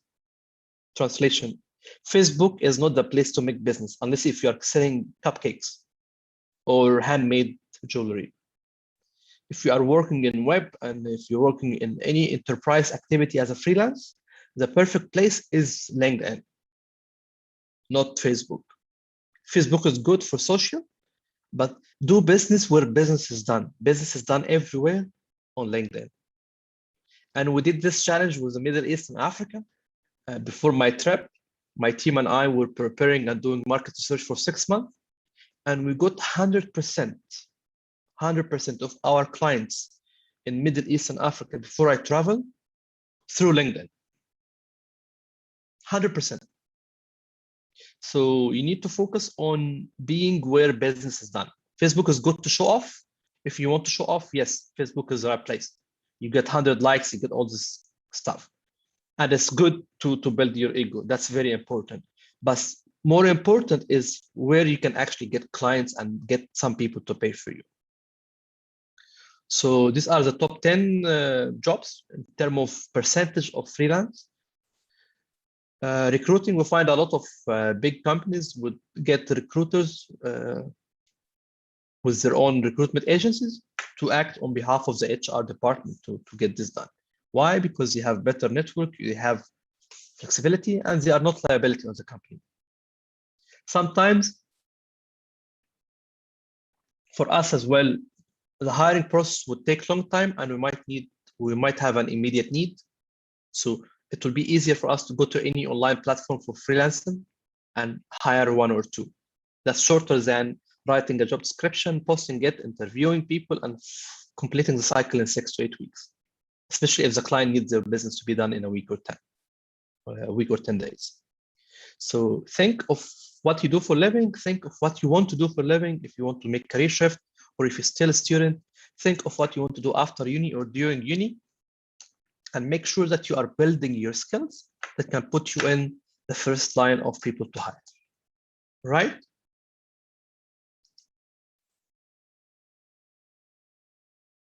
Freelancing doesn't mean you work alone.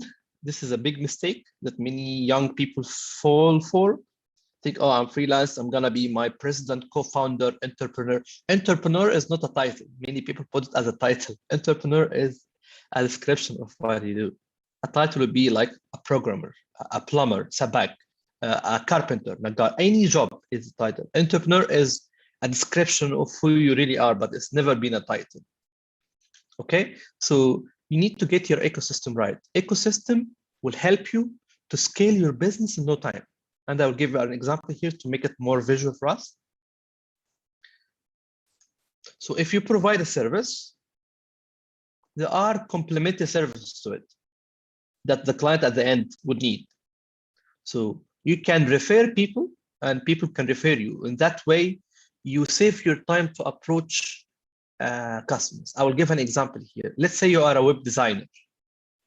If you are a web designer, you need to work with web developer, you need to work with content writers. Why? Because these people have an existing client base that you might not be able to reach, and they will open doors for you. So you can get your own clients directly, and you can get it through a partner ecosystem. Content writer is the same. Another example, a content writer needs to work with PR agencies, with web developers, with web designers. Why? Because that scope is really complementary. So building an ecosystem for a freelancer is very important. And it doesn't mean that you have to do everything through other people, but it means if you really want to scale fast, your business will grow when you are doing the right partnerships with another person, with another agency, with another client, but you need to be smart enough to identify the right people, okay? Tools for freelancing. Your brain is number one. First tool is your مخ, right? بعدين languages. Second one is language and languages you speak. Third one is network. Network, not like Cisco, network like network of people. You work with network of people you know. Fourth one, MS Office or any similar productivity suite like Google Suite, like Apple product suite. Calendly is something that you schedule meetings with. So it's good because I saw many people email me, when do you want to meet? And then they email back, I'm free Tuesday from 1 p.m. to 4 p.m. and Thursday from 1 p.m. to 6 p.m.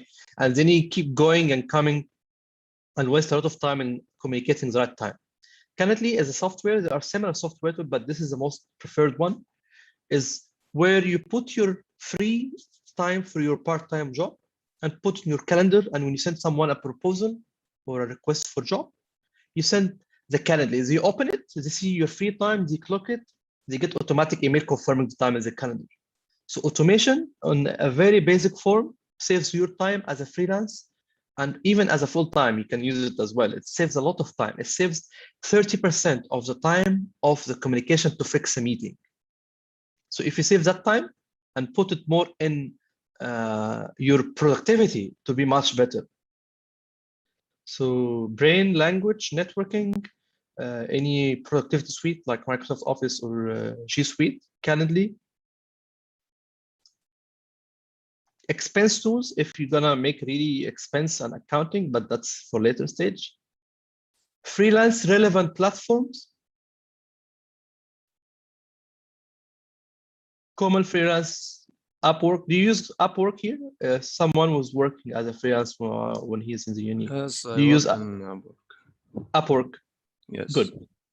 So Upwork is one of the common platforms. There's also Freelance, there's Hive, Fiverr, plenty of them.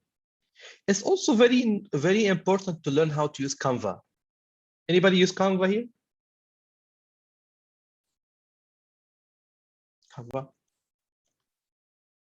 Canva, anybody? Shisha? Alawa? I use Canva? it sometimes. Okay, good. Canva is a basic creative suite that excuse me, that allows you to design basic designs, fancy designs, without needing a graphic designer. So if you are someone who's writing content, you don't need a graphic designer, expensive one. You can use Canva yourself. So there are a lot of platforms here that you can use. You have to be familiar with all of that.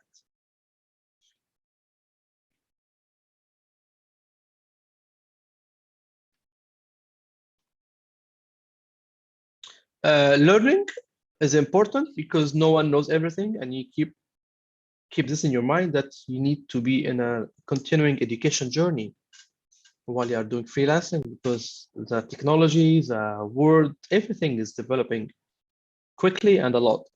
So Udemy, Udacity, LinkedIn Learning, Coursera, community sessions, online events like that, and more other platforms for us to learn from. Just make sure that you are keeping yourself up to date so you can have value in the market, right? Good. Benefits of freelancing, as we mentioned before, flexibility of working from anywhere, continuing education. You can still work on your part-time and be in a university or be in an open university. You can travel while you're doing that. You can pursue your hobbies. You can do volunteering activities. You can do remote working. You can have better rates. Better rates is, as I mentioned, what would you do in Egypt for £500? You can do for $100, which is almost 3 times your salary. Internationalization, digital nomads, network, and improve your management skills. Because when you work as a freelance, you basically run a company of one. So you need to do your accounting, you need to do your artwork, you need to do your sales, you need to do your marketing, you need to do the actual job. Right? There are some risks come with it. Not many, but there are risks that we need to consider. Doctor, sorry, can you go back to the slide of Sorry? Can you go back to the slide of the website, like Udemy, so I can enter the screen? Sure. Actually, I can share the slides with you. If you can connect with me on LinkedIn, I can send you the slides. Okay. All of it.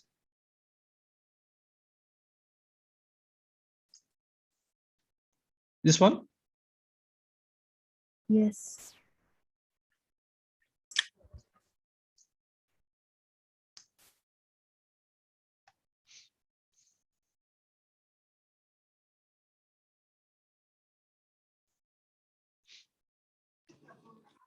Doctor, Yes. please write down your LinkedIn account. Sure. I'll put it at the end. With pleasure. Actually, 1 second here. Yeah. Okay. Sarah? Sarah? Sarah, stay here. Mr. Moore. How many minutes do we have? About 10 minutes. Okay, then I will not talk about the entrepreneurship. I'll just talk about the rest of freelancing, and then we'll open it for questions. Okay. We can extend. We have 10 minutes to go, and we can extend the open discussion till 2:30. 2:30. Sure, we can do that. Yes. Awesome. Hello. Fine. So freelancing risk. Well, everything has risk, but when we evaluate an opportunity, we need to evaluate the pros and cons. So the risk of freelancing are the social factor. In Egypt, sometimes when I saw people, one guy told me, I cannot be a freelance because if I go to marry someone, her parents will not like me. I was like, why? Is it because I don't have an income? I said, no, freelance doesn't work for free. It's freelancing because he works for himself. So sometimes the social factor of not being able to have a sustainable income is a risk. So it's a valid risk, but there are many ways to work around it. When you are working as a freelance, but you run it professionally, you can do money more than a steady job. And you can make it a steady job for yourself if you plan it right. And we help people with that. So if you need help later on, we can talk to the university and we can arrange for you sessions on how to sustain your business. So income sustainability, we talked about it. Healthy funnel pipeline. Many people in Africa are very good in what they're doing, but they are very bad in how to sell it and how to market it. They don't know how to sell, they don't know how to market, and they only sell by discount, which is very bad for the business. Incubate competition means if I'm a freelance, there are traditional businesses that are competing with me.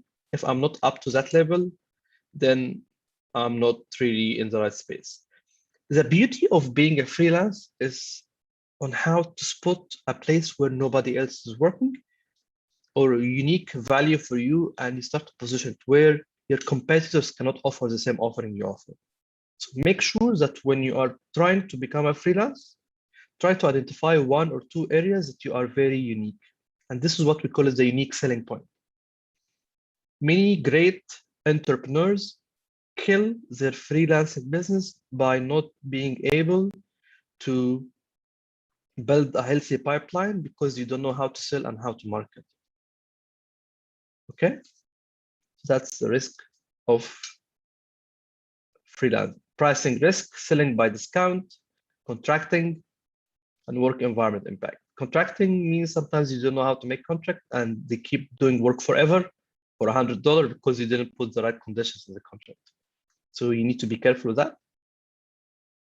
Even if you not do this year, even if you're still in the university, these are important points to keep it in your mind because this is not going to change.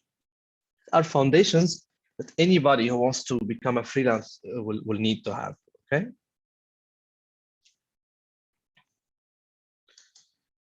Okay, we'll talk in the next 5 minutes quickly about entrepreneurship. We're done now with the freelancing. Now we'll talk about why. I'm graduate from Y Combinator, by the way. So when we were there, they were telling us, you need to build something people want. If you want to make an idea, like what you do in the e-clubs or Taiku offices, you need to build something people want, not something that you want to build. Because if you're building something that people don't want, no one will buy it. Then it's not really a business. Where does it all start? Challenge, best practice. Yeah, I'll cover these 5 points in 5 minutes. So help me God. Let's start with someone of us has an idea. And then we'll do a prototype, like an ideation for it. You attended the ideation camp, right? With Dr. Rafat before? Right? With Eclubs and Taiku. They did the ideation camp last year. Some of them attended, some of them attended. Okay. Because what I'm gonna cover here quickly will be a conclusion of the ideation and how to take things from ideation into execution. Ideation, prototyping, launching, traction. Creating traction means create traffic to your business, to your idea, even if it's social entrepreneurship. I know from Dr. Ala that many of you are excited to know about social entrepreneurship, but social entrepreneurship is no different than any other entrepreneurship. You need to create your own audience that really buy your idea. You need to be able to position it right. You need to be able to create traction. Because without traction, you cannot write funding papers. You cannot get people to give you grant to grow your business. Most of the social entrepreneurship are not for profit, but they have KPIs to measure their success. If it doesn't need to drive revenue, it doesn't mean it doesn't have KPIs. It has KPIs, and it has to be clear. Monetization in case of not for profit, realization of KPIs is what we will have here if we're talking about social entrepreneurship. And growth. Growth means if I can do it in Kenya, I can do it in Zambia, I can do it in Egypt, I can do it in Africa. Or scalability of the idea. Because if there's any idea that's not scalable, then it doesn't fall under the entrepreneurship idea. I'll talk about a few things people think it makes them fall. finding product market fit for what I'm trying to build, even if it is social entrepreneurship. Making money for social entrepreneurship means being able to raise funds. And we teach startups and incubators how to become investment ready, because we found a lot of people having a great idea, but they don't have the foundation that allows this great idea to be able to raise funds. Most of them want to go international without understanding the total addressable market or the global economy or what is happening in that space in other countries. And then scalable launch, again, scalability and growth are two words that will help you as a student, as a freelance, as an entrepreneur, as a social entrepreneur. Scalability and growth. All right? Most of people, when we interviewed 25 startups in Egypt, all of them, oh, we have everything perfect except money. No, that was wrong assumption. Because if you don't have money, that means your idea is not really beautiful, it's not attractive. What would drive money would be you do the right SWOT analysis. Anybody knows SWOT analysis? Strength, weakness, opportunity, and threat. You need to understand where your business is strong, where your business is weak. You need to have a strong team. That's very important. You need to have a proper market research, like what I said about what we did in Egypt before I visited Egypt last year. You need to have the right product market fit. You need to have a company structure. You need to have a business model. You need to have a company valuation. If you don't have these 8 pillars, then you are setting yourself up to failure in raising money. So not able to raise money is a symptom, or arad. It's a symptom for not being able to run or to build the right company. Okay? Sarah, if you need, or Dr. Ala, if you need, I can share these slides later on. Then building a remarkable product will make people. Sorry? Sorry for that. Dr. Sarah, do we still have?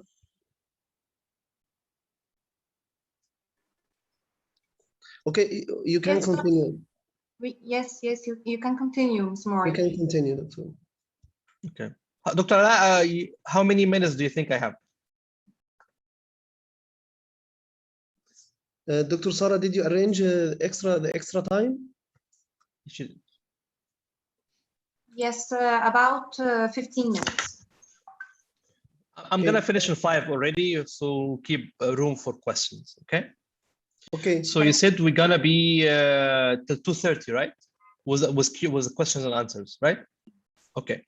I'm gonna finish my slide in 5 minutes because it's not as important as the feedback from the attendees about the freelancing slide and the distance learning and open universities that I put in the beginning of my slides. The best companies create markets.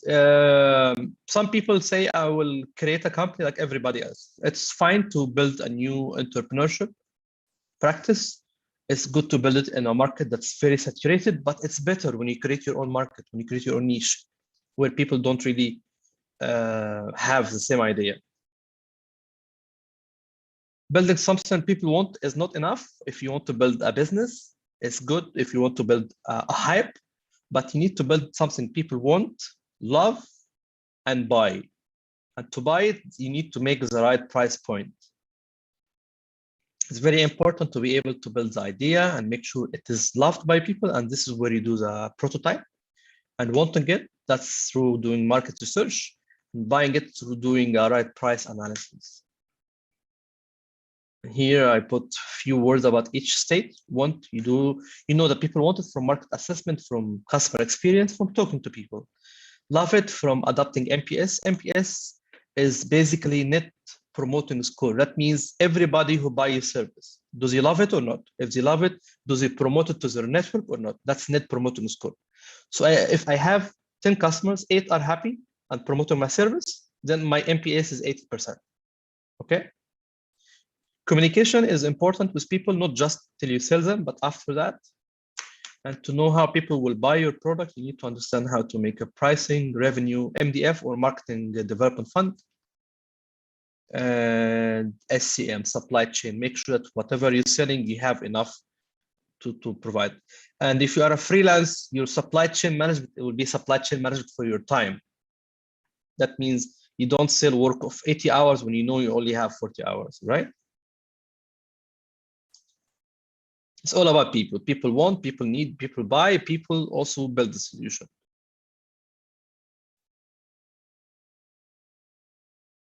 So these are a few reasons for people to fail. So please avoid it when you build your own freelancing experience, when you build your own startup. Don't solve a problem that you don't care about. Don't launch when you're not ready. Don't build a business when you don't know where is your first customer come from. And as I mentioned, timing priority, resources priority, customer priority is very important. This is gonna conclude my slides about entrepreneurship. So today we talked about entrepreneurship. We talked about freelancing.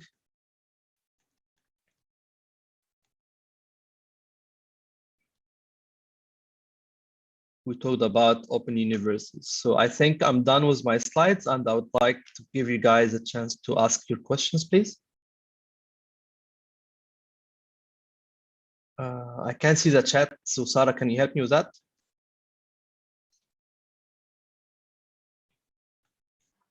Omar Fayed, yes.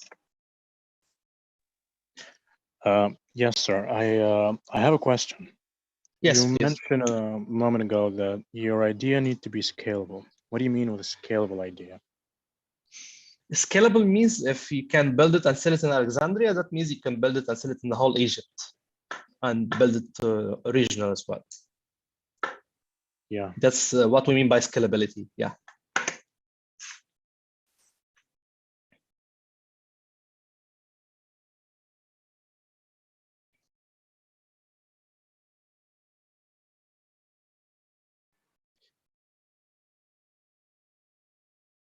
Any other questions? I can see two things in the chat. Please, how can we take these slides? You cannot take this slide, Hassan. I can send it to you, it's right. Okay. Kindly put the slides for SWOT analysis. Okay, 1 second.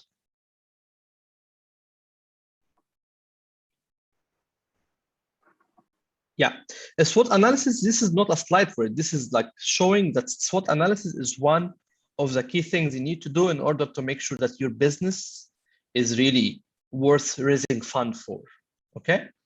So by SWOT means we assess our business from a very transparent perspective and understand the 4 values: strength, weakness, opportunity, and threat. These are the stands for the 4 characters. What stands for strength, weakness, opportunity, and threat. Okay, Ms. Mwanza. Mr. Mwanza. Awesome.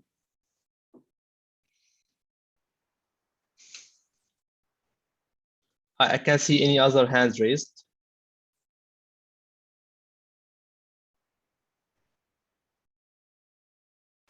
Hanan. I want to thank you for this interesting presentation. Thank you so much. Thank you, Hanan. بس انتي وجعتي لي رقبتي. I was having to do this all the time. Your photo is like that, so I didn't know. Anyway, thank you. Thank you for your feedback. Dr. Ala, any question? Sarah, any question? Yes, I do have question. Doctor, can I ask you what's the best countries to make a business in? Like, which best countries I can do startups in and make benefits from it? I didn't get the question. Sorry. Which best countries? You've been through a lot of countries. I want to know which best country I start up my business in and have a comfortable legal stuff and easy way to start a business. What's your idea? Give me quick inputs because it's not general. It's not for everything. What do you want to do? I want to do a startup in electric vehicle company. I want to make something like scooters and stuff like that. Okay, EV markets are basically China, Germany, and US. These are the 3 big markets for the EV. And you've talked about EV in general, but not just scooters. Scooter will be very common in the Netherlands too. Yeah. What about legal stuff and taxes and like that? People normally register their companies in Delaware, in the US, so they can raise fund. Even if they are many Egyptian startups are registered in Delaware because this is the best structure where you can get international investors to invest in your company. Companies only structured in Egypt fail to raise funds from international investors for many legal reasons. Okay. For So many mostly legal Delaware. reasons. Yeah. Yes. Delaware. Yeah. Thank you a lot. Thank you. You're welcome. You're welcome. I see Mohanad. Who? Mohanad? Yeah, this is me. Okay, can you hear me well? Hello? Hello? Can you hear me well? Sorry? Can you hear me well? I can hear you, yes. Yes, I can hear you well, yes. Okay, nice. I was just asking about the freelancing stuff. I've Yeah. worked as a video editing freelancer for about 5 months or so. Final Cut or and what? it was so frustrating. No, Adobe Premiere After Effects. Okay. Can you hear me? I can hear you, yes. Yeah. Fine. I was working the video that takes 10 minutes. It was at the cost of $5, and it took me about maybe 10 to 12 hours to make. And it was so time consuming, worth it. So I make around that can worth $20 or $10, but it's not like that. So I'm asking, how can I reach to this part that I take $5 or $10 per hour? You can do that when you do the right scoping before you submit your proposal and when you talk to the right customer. Okay. Please, Okay. can I How ask can you? I? And yes. Talk or not? Guys, I put my LinkedIn link on the chat. So if anyone wants to have a private chat after that, I'm more than happy to do that. We do monthly office hours, so I will let you know about it. Okay. I'm just putting it here.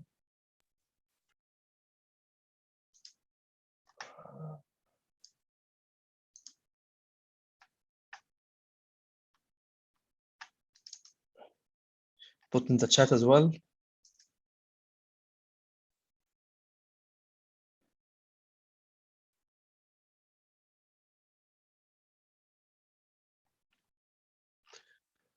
Okay, I think I shared the screen by mistake when I was trying to give you the link. Mohanad, see Mohanad رفع ايده and there is Khaled.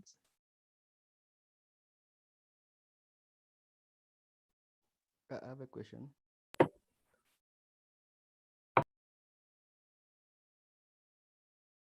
Okay, if Isam? Yes, sir. Can I ask one question? You can ask two more questions. Yes. How can I start freelancing? How can you start freelancing? This is a very interesting question. You can start freelancing when you identify one or two skills that you are very good at, and then Such you start as to a put programming language? Programming such as language? anything you're good at. What do you study, Isam? Communication electronic engineering. Okay. That can be something you can do if you have experience. If it's do internship. Have you done any internship before? Not yet. Yes, I did. Okay. Very good. Internships are very important, and it will give you the insight comes to business. So I would encourage you guys to really start by doing an internship to learn how people conduct business, and then whatever you are good at is not enough. Whatever you're good at is good enough to build a business model around it. Remember when I told you a freelancer is a company of one. So you have to know how to market your business. You need to know how to sell your services. You need to have at least one page on Word or PowerPoint and make it as a PDF that has your name, your skill, your contacts, and then send it to people. It's Yeah, very important. Will do it. Thank you. You're welcome, Isam. I have a question as well. Yes, Martin. Yes, you talked of people having the skills but failing to market themselves. So I wanted to ask to say, what are they doing wrong, and how can we work on that to show that we market ourselves out there for freelancing? Some question. More different is learn how to sell your service, and you have no how many people have LinkedIn here? I have an account. Okay, awesome. So I heard many people saying that, which is good, because LinkedIn has LinkedIn Learning. Let me share my screen with you. That's what it is, okay? Share screen.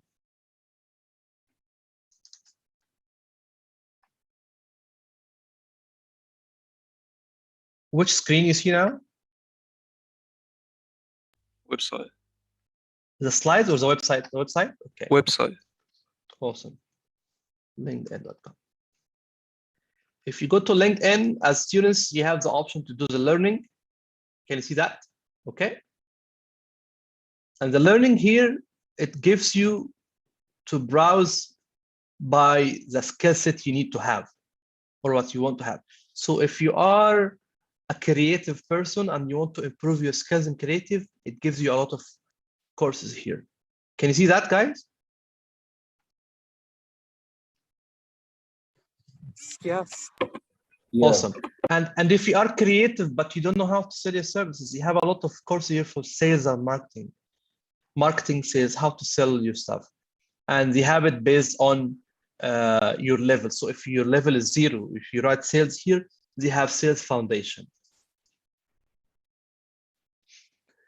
What I do and what I encourage my team to do as well is I encourage them to do the learning path. Learning path will normally have more than one course that will help you to master a skill. You don't master a skill from one course, but you master it from many relevant courses, okay? So here, build your skill in sales development. So if you are building your own business and you don't know anything about sales, here it gives you a lot of ideas about how to do things. Let's see sales foundation, for example. You have the same from Udemy and from Udacity, but LinkedIn Learning is the best in the world of freelancers because it's really structured in a very, very good way. Let's see beginners.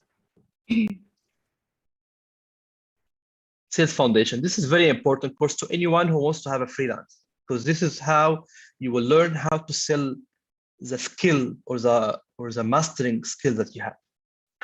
Okay, Martin? Yeah, sure. Okay, awesome. I love your questions, guys. This is very interactive session. Thank you for that. Doctor, you know that there's a lot of fields that we can do in ed business or internship. And according to me, I'm in education field as I'm a teacher. So how I can benefit about this and my career? You're a teacher? Yes, English teacher. English teacher. So it's definitely a great field for you as an English teacher. Two things, private lessons, right? Yes. If you're not doing this already, okay? Yes, but my own. I want to ask me about a business, a big business or something like this. Teaching privately is a business. Yes. The second thing that can be very important, that you can record your sessions if you do it in a structured way and put it in a simple website and make people buy it for $1. But Yes. make it available so people can learn it while you're not. This business you can do. Yes. If you put your course online for $1 and you did the right market, I have a question. Yes. I'm not a doctor, by the way. I don't have PhD. I'm Mori. Thank you.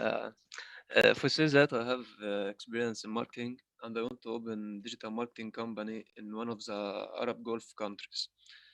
Which country do you suggest is the best in terms of level of competition, profit, and purchasing power? It depends on how good you are in marketing. What? It depends on how good you are in marketing. Do you do programmatic marketing? Allah and social marketing. Do you do programmatic marketing? I can't understand. Okay, if you don't understand programmatic marketing, then grow in Egypt first and then scale to Gulf, because Gulf region is controlled by English and American market is a new one that creates ad based on what did you Google and what Googled Nike.com. And I got a lot of items and then I left it. Programmatic marketing. Okay. You got it? Yeah. But marketing is very interesting because you can start a pilot on small business, Abdurrahman, and help them to grow their business. Because it's always good to fail in small customers. So you can learn your lessons and change the way you do. I work for 4 years ago with many customers in Arab Gulf countries as a freelancer. Very good. Good. And how was it? And I wanted to start my own business. But you still work with them or you stopped? I still work with two of them in Oman and Saudi Arabia. Oman, Muscat, Sahara? Barka. Barka. Okay. Good.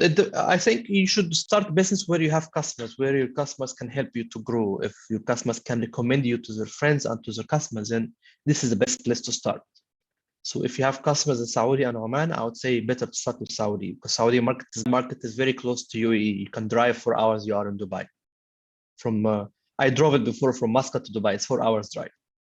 So depends on where your customer base is. It depends on where you want to grow your business. Thank you. You're welcome.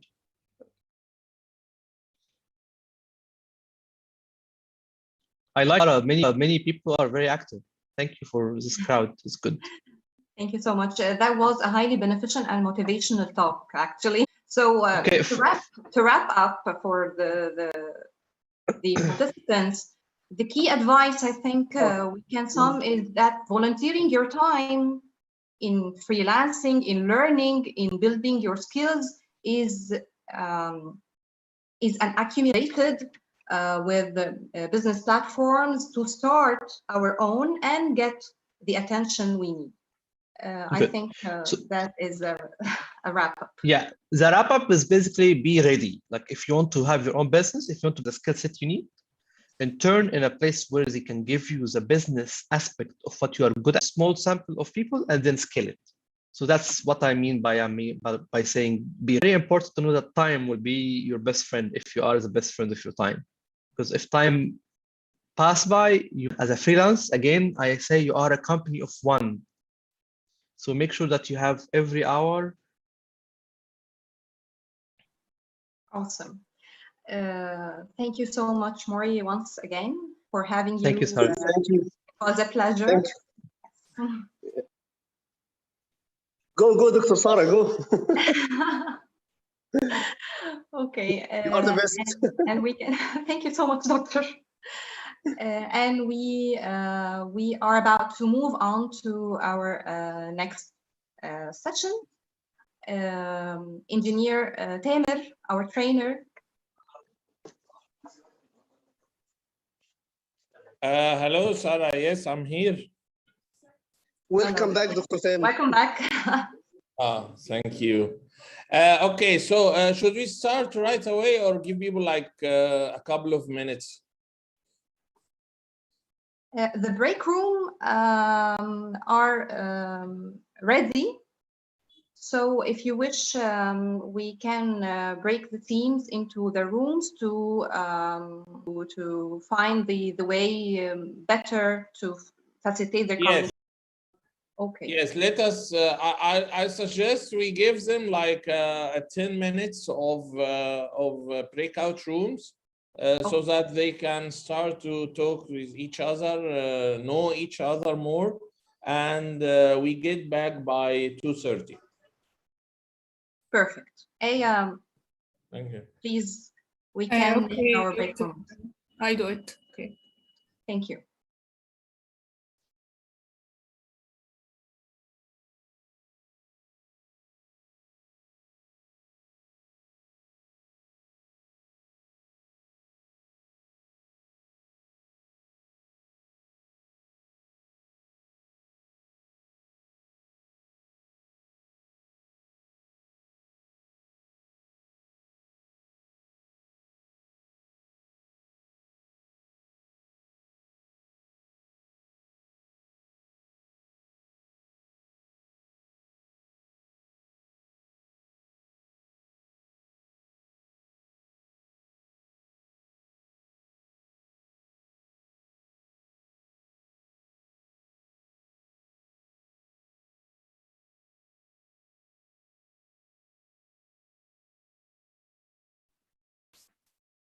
Mahmoud Salim, are you here?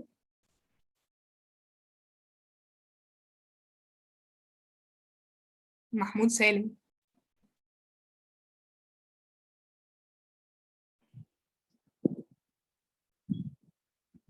دكتور آية. اوكي حضرتك. أنا لو would you please I would like to join team 2. اوكي. Thank you.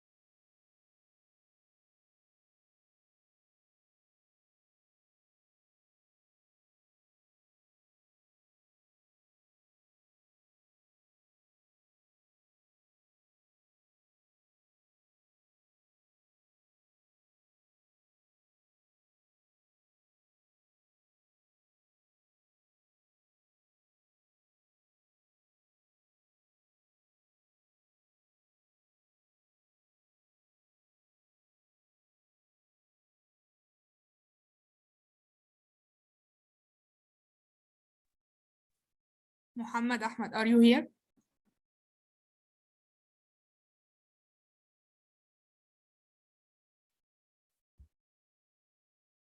Muhammad.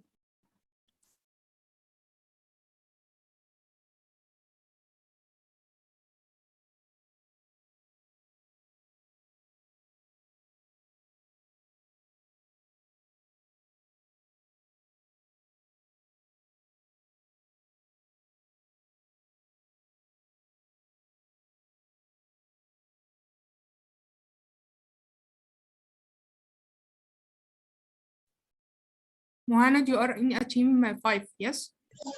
Exactly.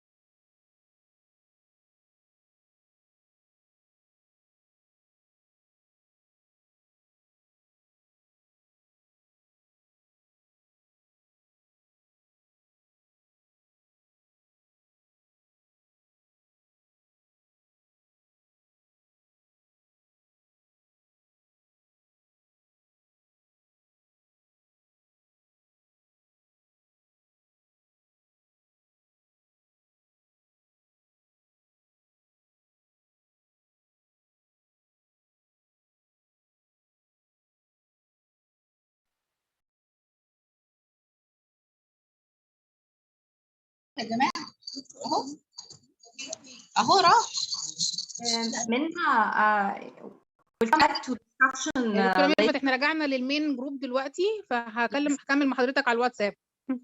طب يا فندم كده احسن.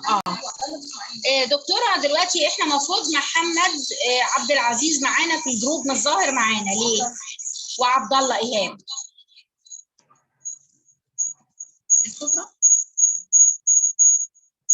لا في مشكله في النت يا جماعه. في مشكله في النت.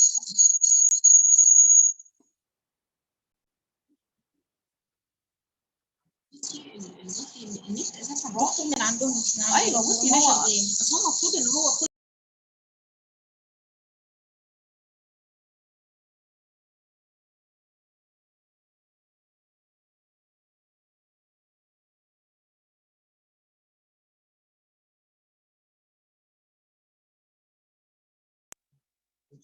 حضرتك سامعانا؟ مفيش يا فندم نت. انا سامعه حضرتك سامعانا؟ سامعينك يا دكتوره دلوقتي، بس هو النت عندي على اللاب هو اللي قطع. تمام.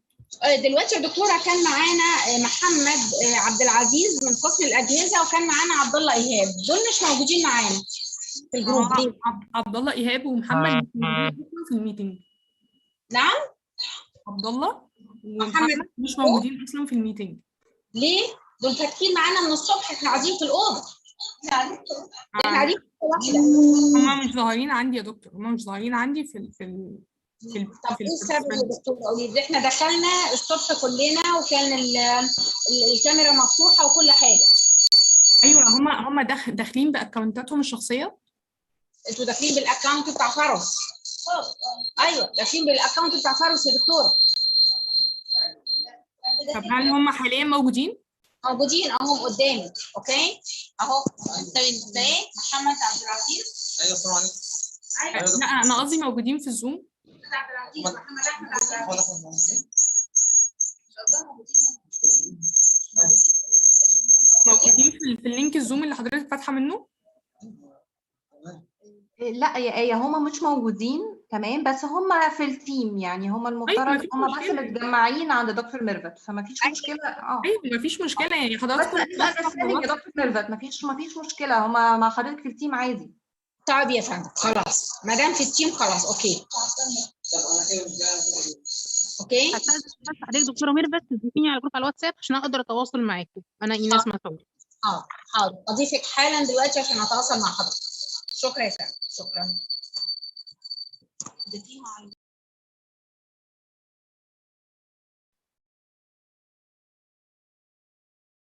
اوكي انجينير تامر.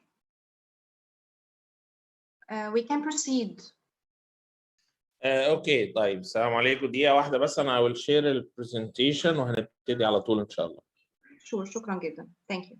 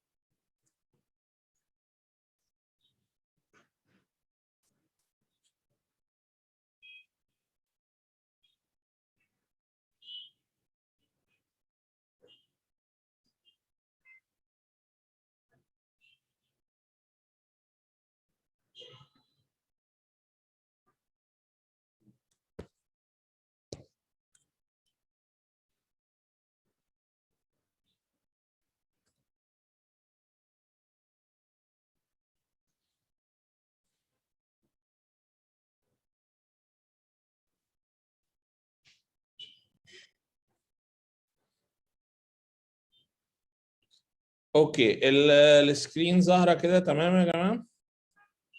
برزنتيشن ظهرت؟ تمام. Yes. Yes. تمام. Okay. طيب.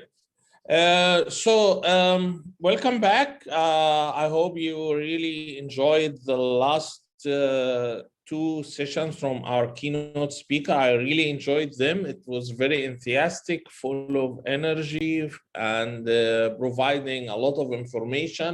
I hope you all grasped the best out of it.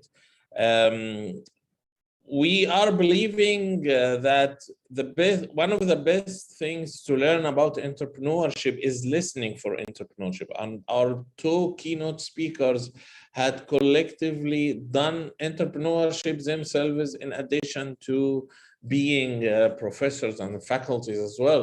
So this gives us a broad perspective of what to expect in doing entrepreneurship and what are the best things to do and how to do it as well. So in our next sessions, I'm going to open the camera. Finally, I got it right. Okay. So how we will proceed with that? First, as you can see, we have 6 stages to go through during this course. And we start with our first stage, which is understanding. And by understanding here, we mean understanding the challenge, understanding the problem.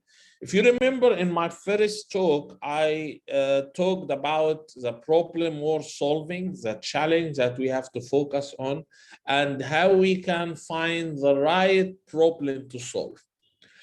Here we are going to do this in much more details, and we are going to speak more about the challenges that we face and how to focus especially on the problems that we have in Africa, and more focus also on the e-learning that is our theme today actually, and our theme through these sessions. So first, let us start with a famous quote from Albert Einstein. You know this guy, the genius who discovered the relativity theory, and a lot of our understanding about physics today is actually affected by this guy, Albert Einstein. So he said that if we only had 1 hour to save the world from a dangerous problem, catastrophic, that will affect the whole world, he would spend 55 minutes defining the problem and the remaining 5 minutes to find the solution. There is a reason for that, and the main reason is that, as we said before, you have to focus much more on defining the problem, much more than finding the solution. Because if you understand the problem very well, you will be able to find the best solution at any time. This is very important and very effective way of solving anything. That first of all, let us focus on defining the problem. And this is why today I'm not asking you to find any solution or focus on any solution. I just want you to focus on the problem. Today and tomorrow morning, the first thing that you will be presenting is actually the challenge slide. And I will show you this challenge slide, and I will show you how to fill it. So we are not talking anymore today about the solutions. We are mainly focused about the challenge and the problem. So did anyone see this before? The Sustainable Development Goals, the SDG from the United Nations? Yes. Anyone heard about it? Yes, doctor. Excellent. Yes. So, you know, those goals are what we call the SDG goals. They were put by the UN. They found that those are the most challenging goals in the 21st century. And all the nations worldwide should focus on solving those issues. So number one is no poverty, okay? Number two, zero hunger. So we are talking about poverty, having a lot of poor people, hunger, having a lot of people who cannot eat, good health and well-being, 4, quality education, and this is what we are focusing on today. 5, gender equality, having both men and women having the same rights. 6, clean water and sanitation, having clean water for drinking and usage. 7, affordable and clean energy, having an affordable source of energy. 8, decent work and economic growth. Again, it is related to education mainly. So this is one thing more we want to focus about. 9, industry, innovation, and infrastructure. And this is something we will address as well today, because we see that a lot of our challenges and problems can be solved through innovation and improving infrastructure. 10, reduced inequality, having a way to reduce the inequality between all people, not just men and women, but all races and ethnic groups and language and religions, all kind of differentiators.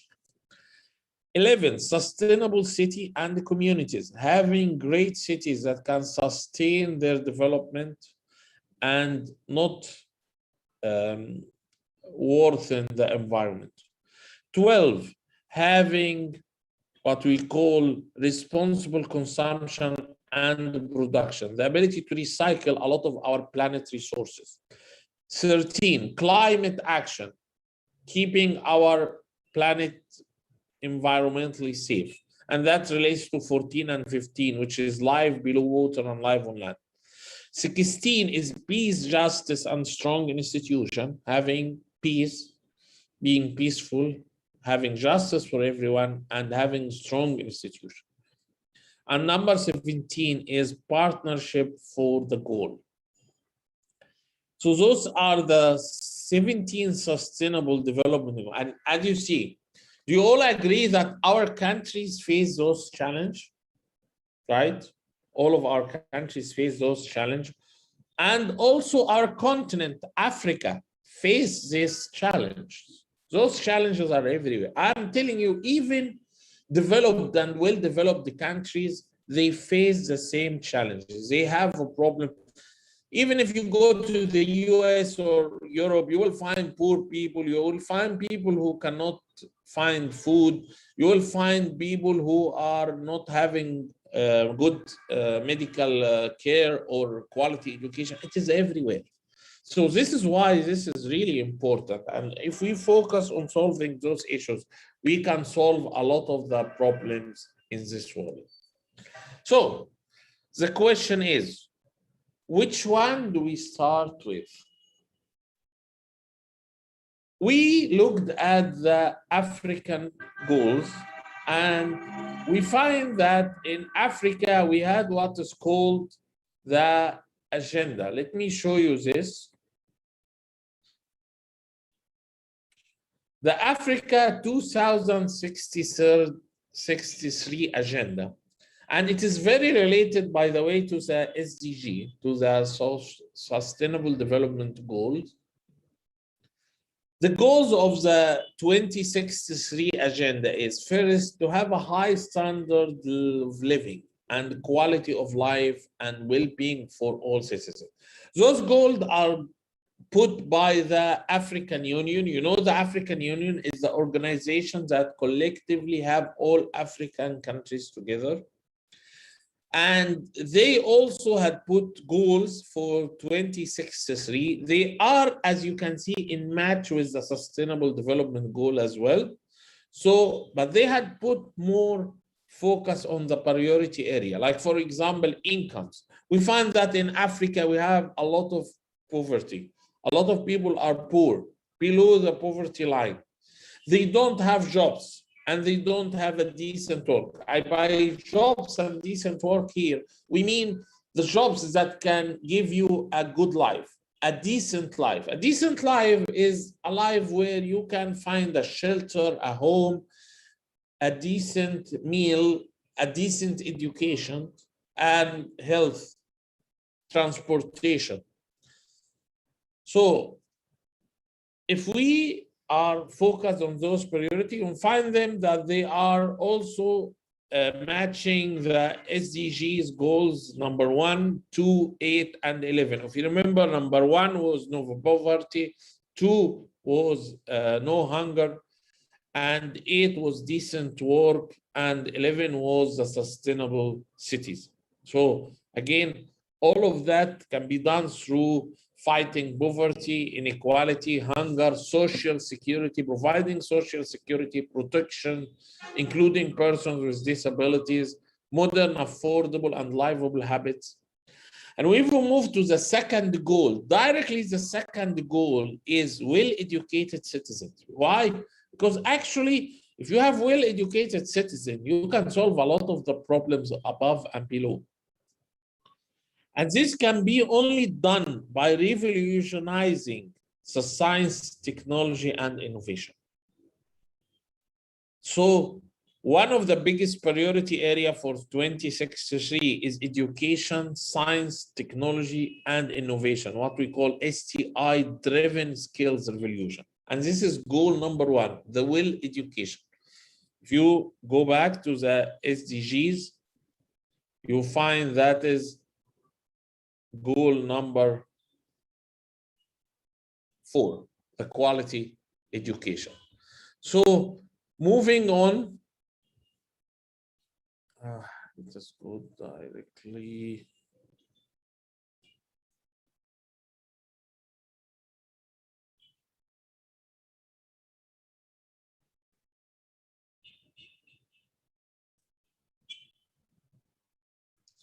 So moving on, we can look at all the goals of 2063. I will send you this presentation, so you don't need to memorize that. You don't need to worry about that. But we are giving you the basic challenges, all the challenges that we have. In this workshop, we are really focused on education, science, and technology. And the reason for that, we believe if we are able to bring the gap down and improve the quality of education in the continent, we can solve really a lot of other problems. So this is like, I would say, a silver bullet. Education is the number 1 challenge that we face in our continent, in our countries. And the challenge is not that we just need to educate people well, but the challenge mainly comes from the fact that we have to do that in a minimum cost. Because economically, we cannot afford very expensive education. If the continent has a lot of money, then the solution was easy. Just build more schools, more universities, and everything will be fine. But this is not the case.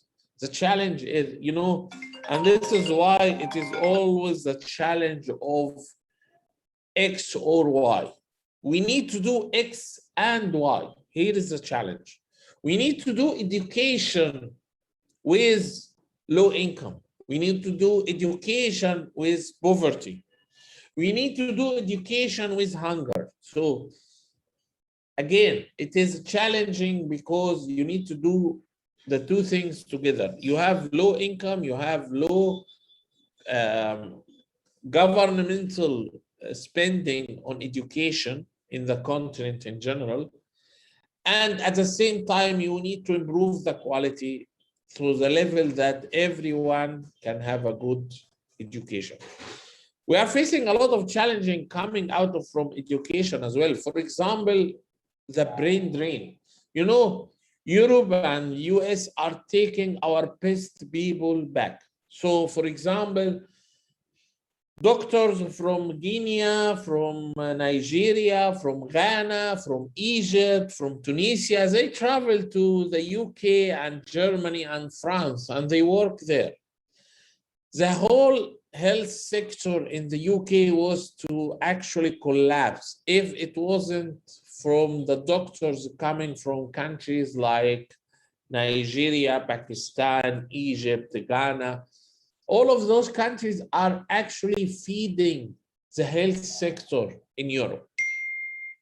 So we need to have our doctors ready in our countries, and because we don't have a mean right now to stop them from going out. So the only other solution that we have is actually to increase their numbers so that we have enough of them staying at home. This is challenging. And if you look at the agenda, you will find that we also face challenging of health, nutrition. We also have the challenge of sustainable economy and STI-driven manufacturing, industrialization.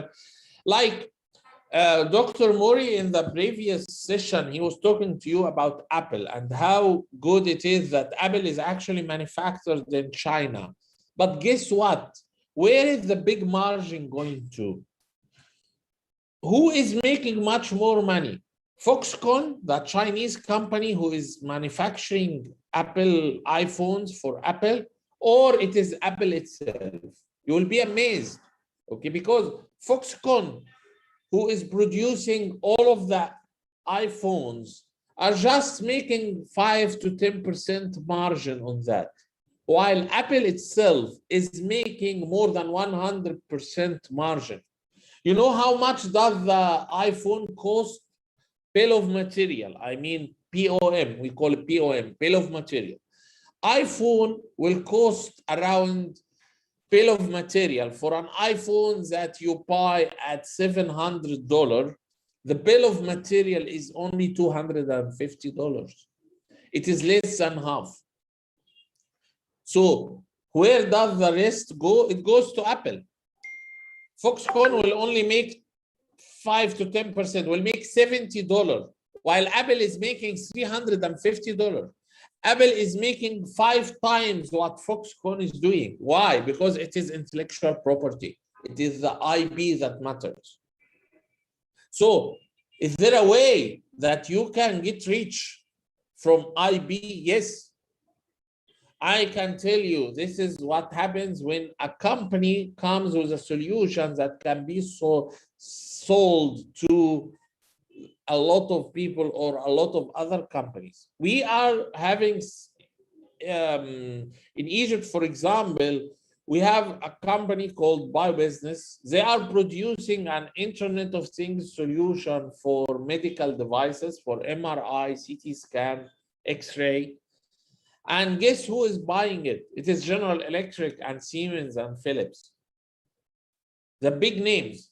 General Electric, who is actually the inventor of electricity, because it is Thomas Edison company, is buying a device that monitors electric current and voltage from an Egyptian electronic manufacturer. But again, all of the components, by the way, come from China.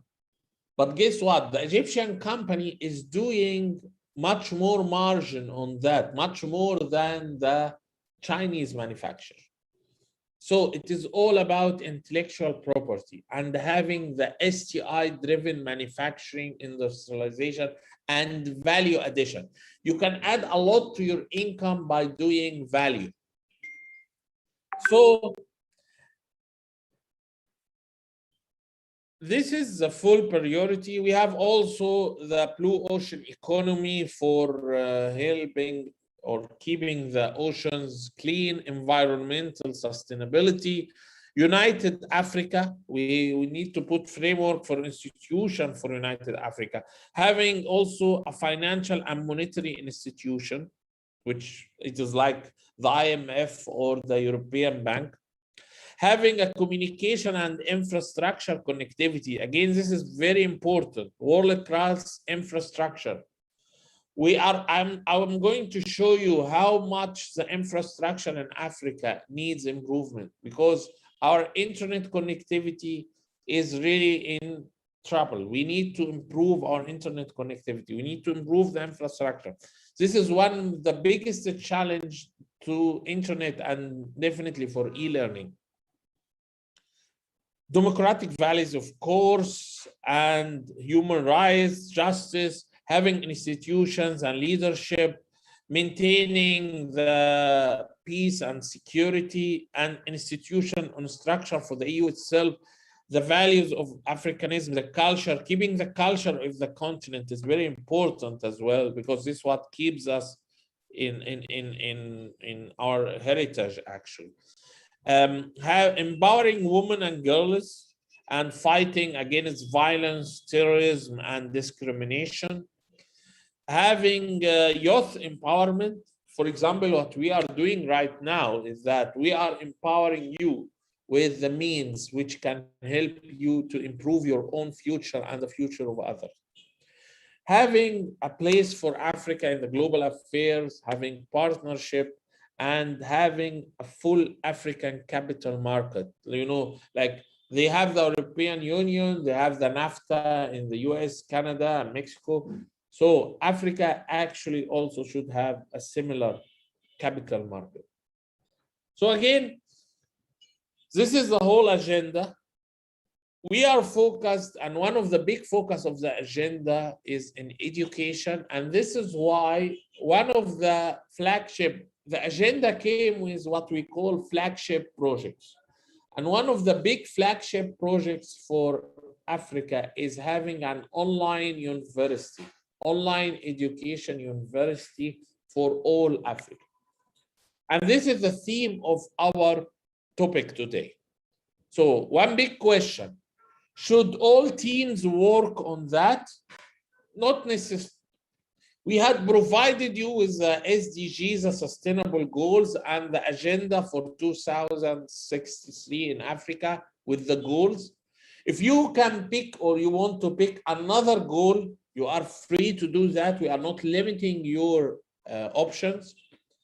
However, we will be focused a lot on the solutions for education and e-learning because many things, because this is, we are doing it as a part of a university activity. So all of you are the beneficiaries and all of you have a say and have a vision for solving this issue. You are also the main customers. And you are also the main producers, because in the future, people will learn from peer-to-peer networks much more than they learn from resources or books. They learn from each other. And there are a lot of people or a lot of organizations which are doing that right now, using peer-to-peer knowledge and peer-to-peer learning sharing. So we would like to focus on also on that, because this is part of the ASRT, the Academy of Scientific Research and Technology in Egypt. And we again are focused on education, scientific research, innovation, and technology. So this is like, again, our circles are all focused on that. And that is why we choose this. However, if you would like to come with another challenge, another one of the SDG, please feel free to do so. We will not hard you or we will not limit you. But again, you can also check with us and see if this is a good thing or a good option to do. So, how do we think about problem? How do we think about challenging? Let me share another slide, just one more with you.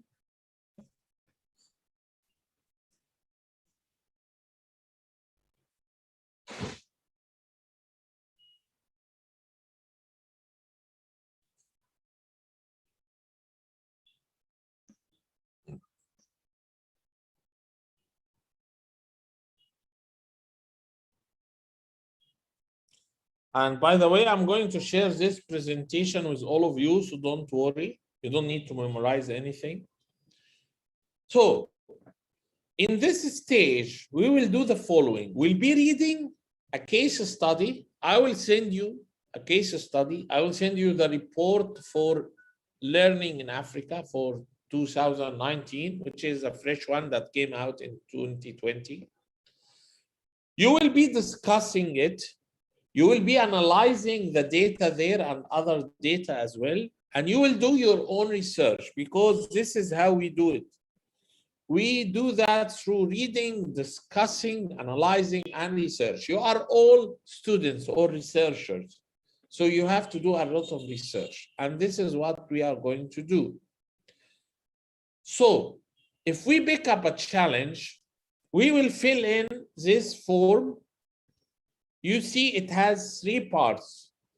The first part on the right is called the challenge part. This is where you put the main challenge. This is where you put your focus. And the 10 circles around it are the sub-problems coming out from this challenge. So, for example, if someone says that we have education problem in Africa, so what are the sub-challenges coming? So we have unemployment, because people cannot find decent job because they are not well educated.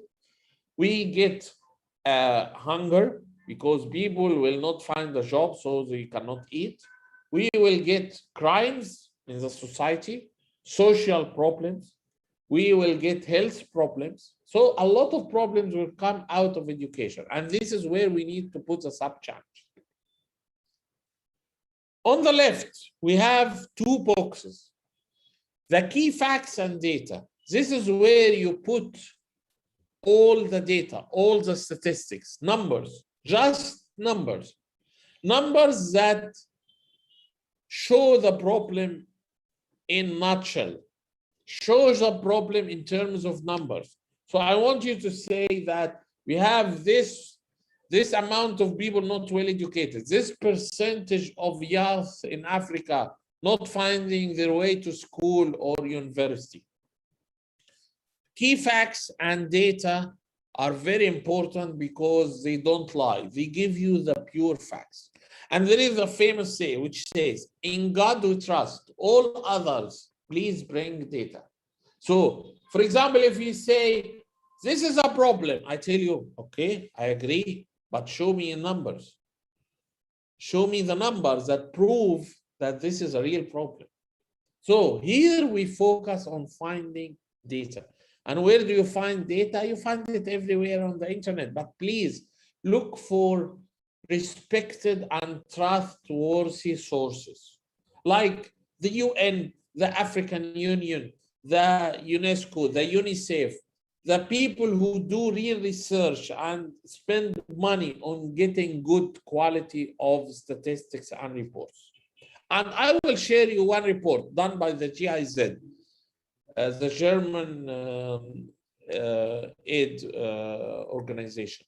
So we have key facts and data, then we have insights. What are insights? Insights are what people say, what famous or trustworthy or well-known stars of the society say about the problem. This is insights. So for example, you come with what the presidents of the African Union said, what the General Secretary of United Nations said, what the Minister of Education in Kenya said.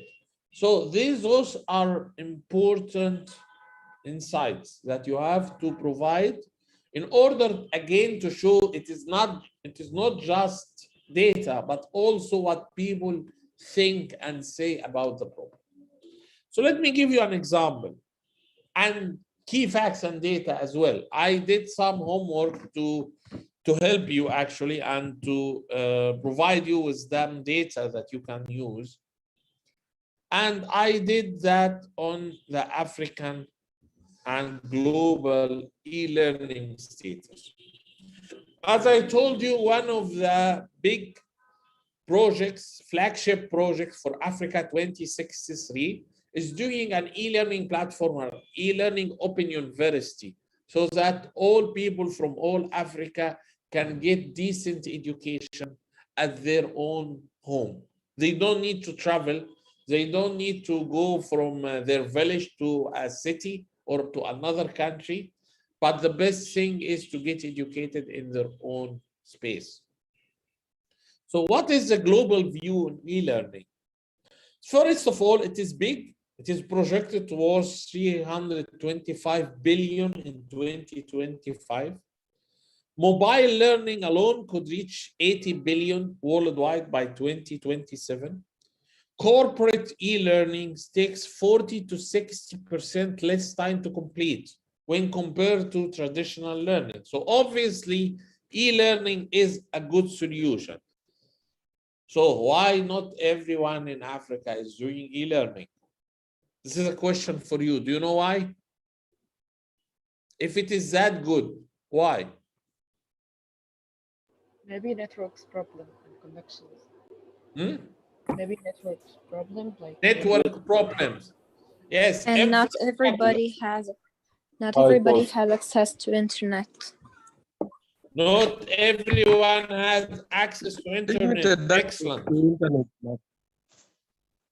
Okay. So we have here a big challenge, and I'm showing you that.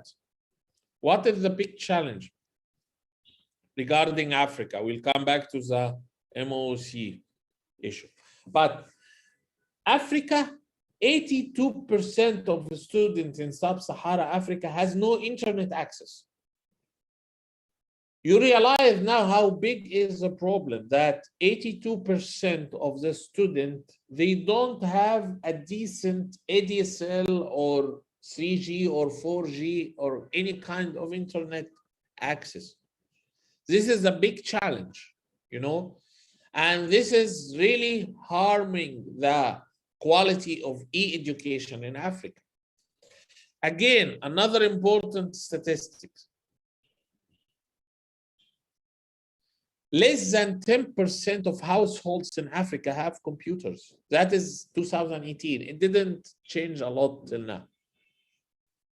So that means a lot of people, they don't even have computers. What can we do about that? Back to another challenge, which is not just Africa, but it is global. That, you know, massive online open courses, what we call MOOCs, M-O-O-C, the completion rate is 15% at most.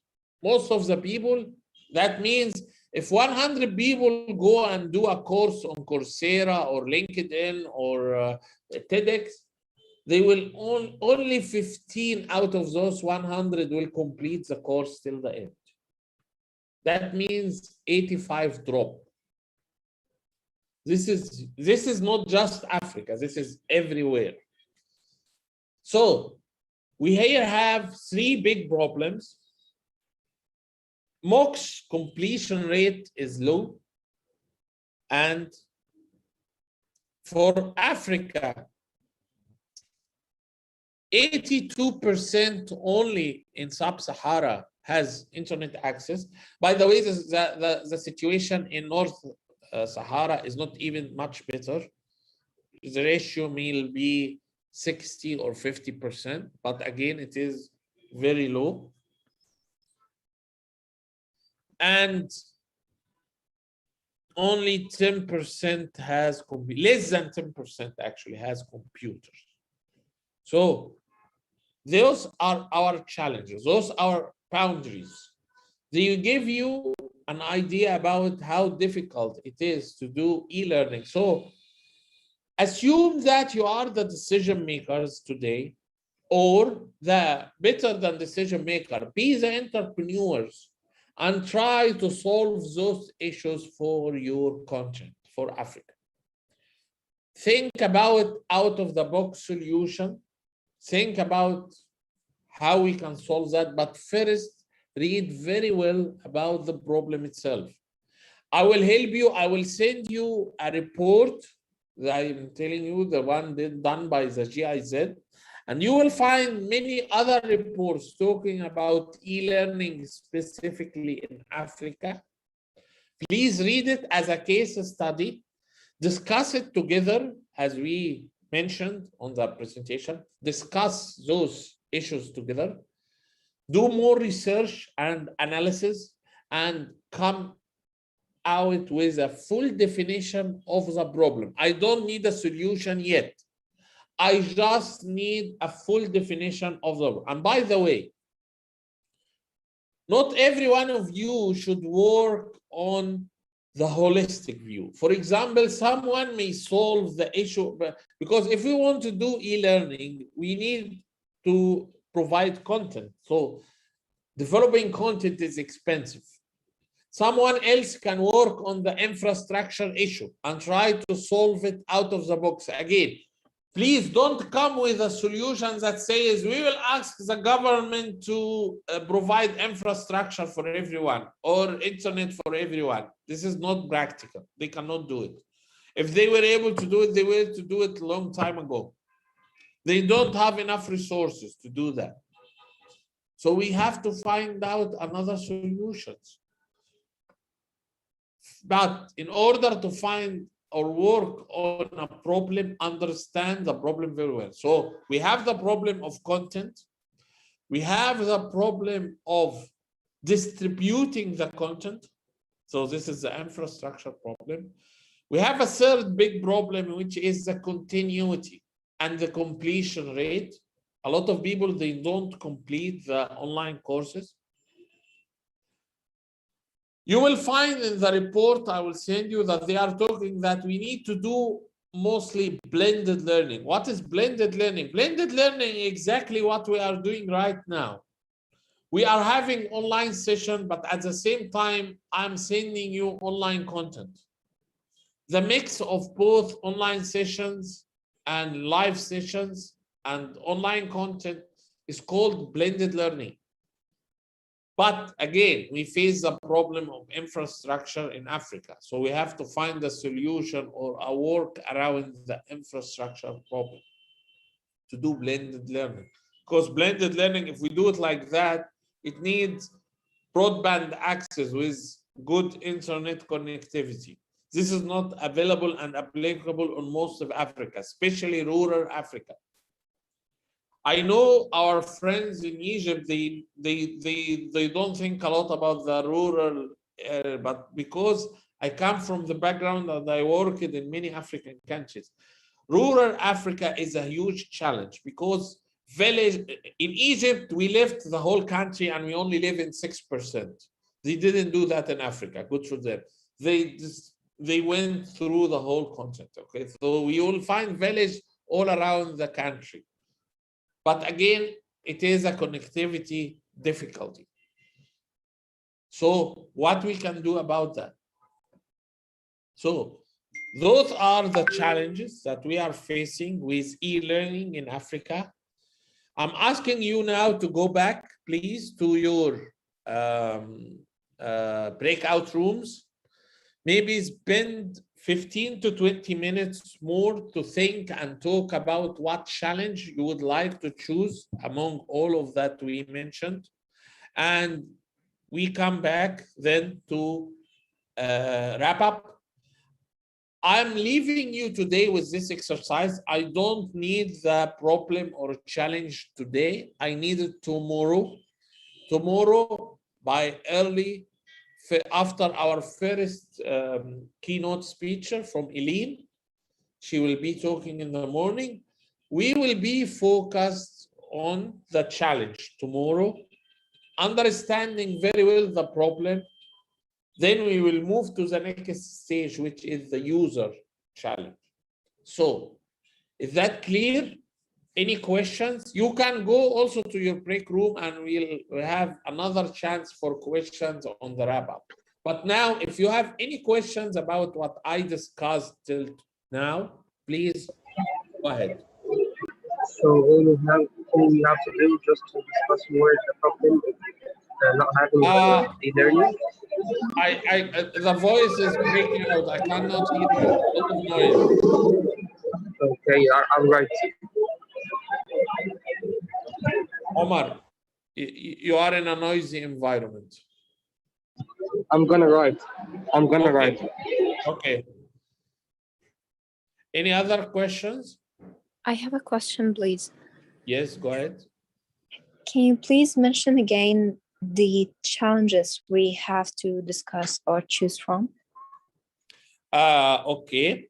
The challenges are those actually. So the big challenge is e-learning. Is this clear? Doing e-learning and education for Africa. Is this clear? Yes, it's clear. Okay. So within this challenge, there are 3 sub-challenges. First one is the mock completion rate. If you provide e-learning with just mocks, mocks are recorded videos. You know, when you go to sites like Coursera or Udemy or edX, you find videos, right? Yes, yes. Yes, this is called MOOC, Massive Online Open Course. The challenge with this kind of education is that the completion rate is very low. Not a lot of people will complete it. They don't have the motive. Okay, and you all know that. Okay, how many times did you subscribe or enroll in an online course and you didn't complete it? A lot, right? Not for me. Okay, but I mean all of us. I did it myself. I was enrolled in many courses. I really didn't complete majority of them. So this is one big challenge that we are facing. And it is not because people are lazy, because if you put them in another setting or in another environment like the blended learning, they complete the course. So it is not about laziness. It is about how interesting, how engaging is the education. Obviously, mocks are not engaging enough. We can say that they don't engage people a lot. So this is the number one. Number two is this one. The 82% of students in sub-Saharan Africa who has no internet access. How can we solve this issue? Or how understand this challenge very well? Understand why, understand how many, understand how people are doing, what people are doing about it. And the number 3 is this one. That less than 10% of households in Africa have computers in 2018. So we have 3 challenges here. No completion, no internet, no computers. You know that at some point it will seem very devastating, or you say, okay, what can we do about it? I'm going to surprise you, and the report you will read will surprise you about the solutions that people adopted to solve those problems. So yes, there are solutions, and some of them are very inspiring. And I'm asking you to all read about the companies and startups mentioned in the report and see what they are doing in Nigeria, Niger, Ghana, Kenya, Burundi, Rwanda, all of them. Each and every country has its own problems and they are doing something to solve it. And there are solutions which can be provided in many. I can give you an example. If you remember the story I told you about the orphan school in Uganda near Kampala city. Yes. In Orange, I worked for Orange in 10 years. So one of the solutions we provided was providing a hardware. It was a parabolic antenna. It is similar to our dish. You know, the dish receiver we are putting in our homes, in top of our homes to receive satellite channels. We use the same technique to provide internet for villages which are like 40 or 50 kilometers far away from the nearest base station. You know, 3G and now 4G and 5G, they are all provided through base stations. You know, there's those antennas you find on the top of homes or top of buildings or masts and towers. Those antenna provides the internet, but this base station is very expensive. It costs around $10,000. So it is not practical and economical to provide each and every village where only 1,000 or 2,000 people live with such an expensive equipment. The solution we adopted was using this parabolic antenna and a receiver. The whole system costed less than $50. And we were able to provide the same 3G quality and 4G quality to people in those villages by using a piece of equipment which is $50.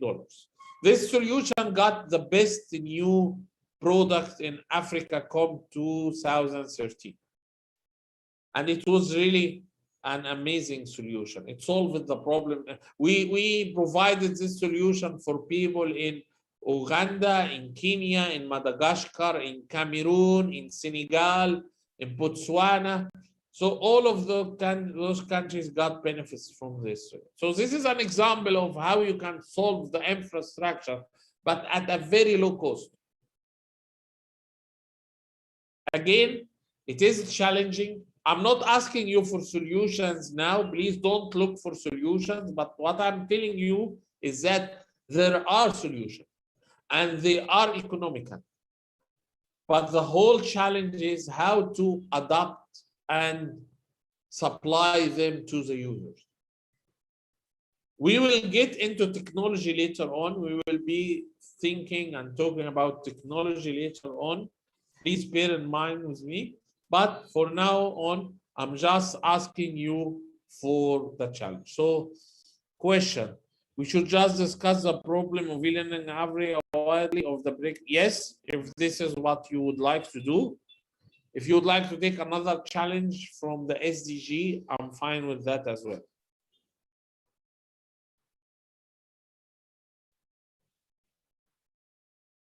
Okay, the challenge is all yours, guys. You choose the challenge. I just provided you with examples of challenges. You can choose any of them or come with even a new challenge, but it has to be a challenge that faces the continent or most of it, actually. Okay? Any questions? Any more questions? Okay, thank you, doctor. Thank you all. Dr. Aya, what time we come back from the breakout rooms? Dr. Tamer, please, before the break, I would like to confirm about one thing, that the main challenge will be the education, or shall some team is interested to work in a problem related to the global problem related to sustainability? Is it accepted, or they have to concern only about the e-learning?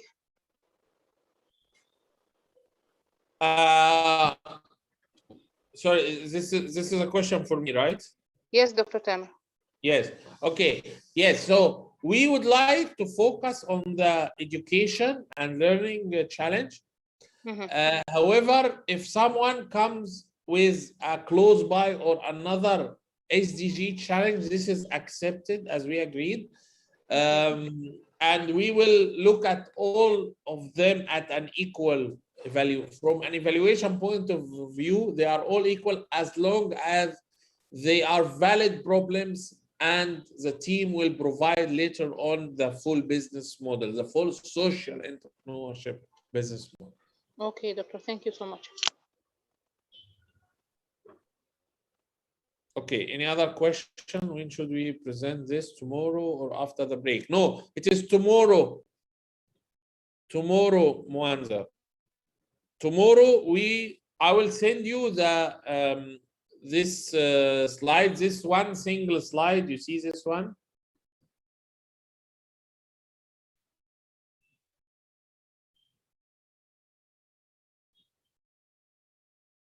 This one, Mwanza, this is what you need to fill in and bring in tomorrow morning. It has the challenges. They don't need to have 10. They can be 5 or 6 sub-challenges, no problem. But you need to bring the key facts, data, and the insights.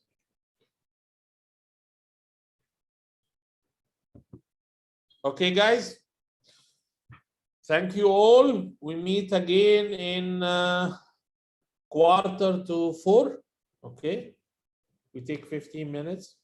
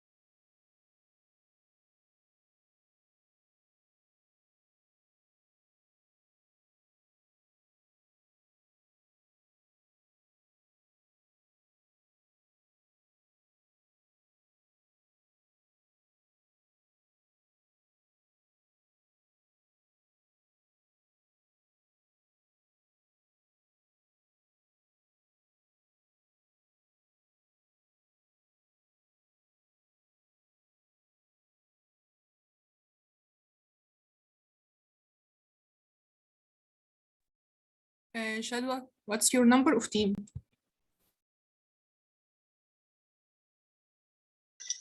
I'm number 2. Okay.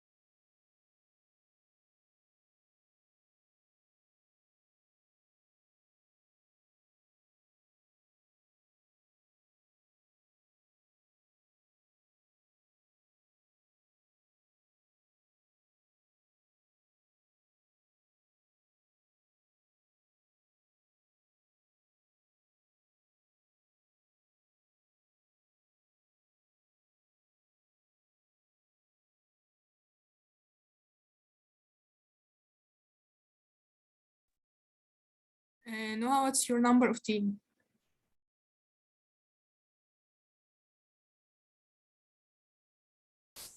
Okay, 5.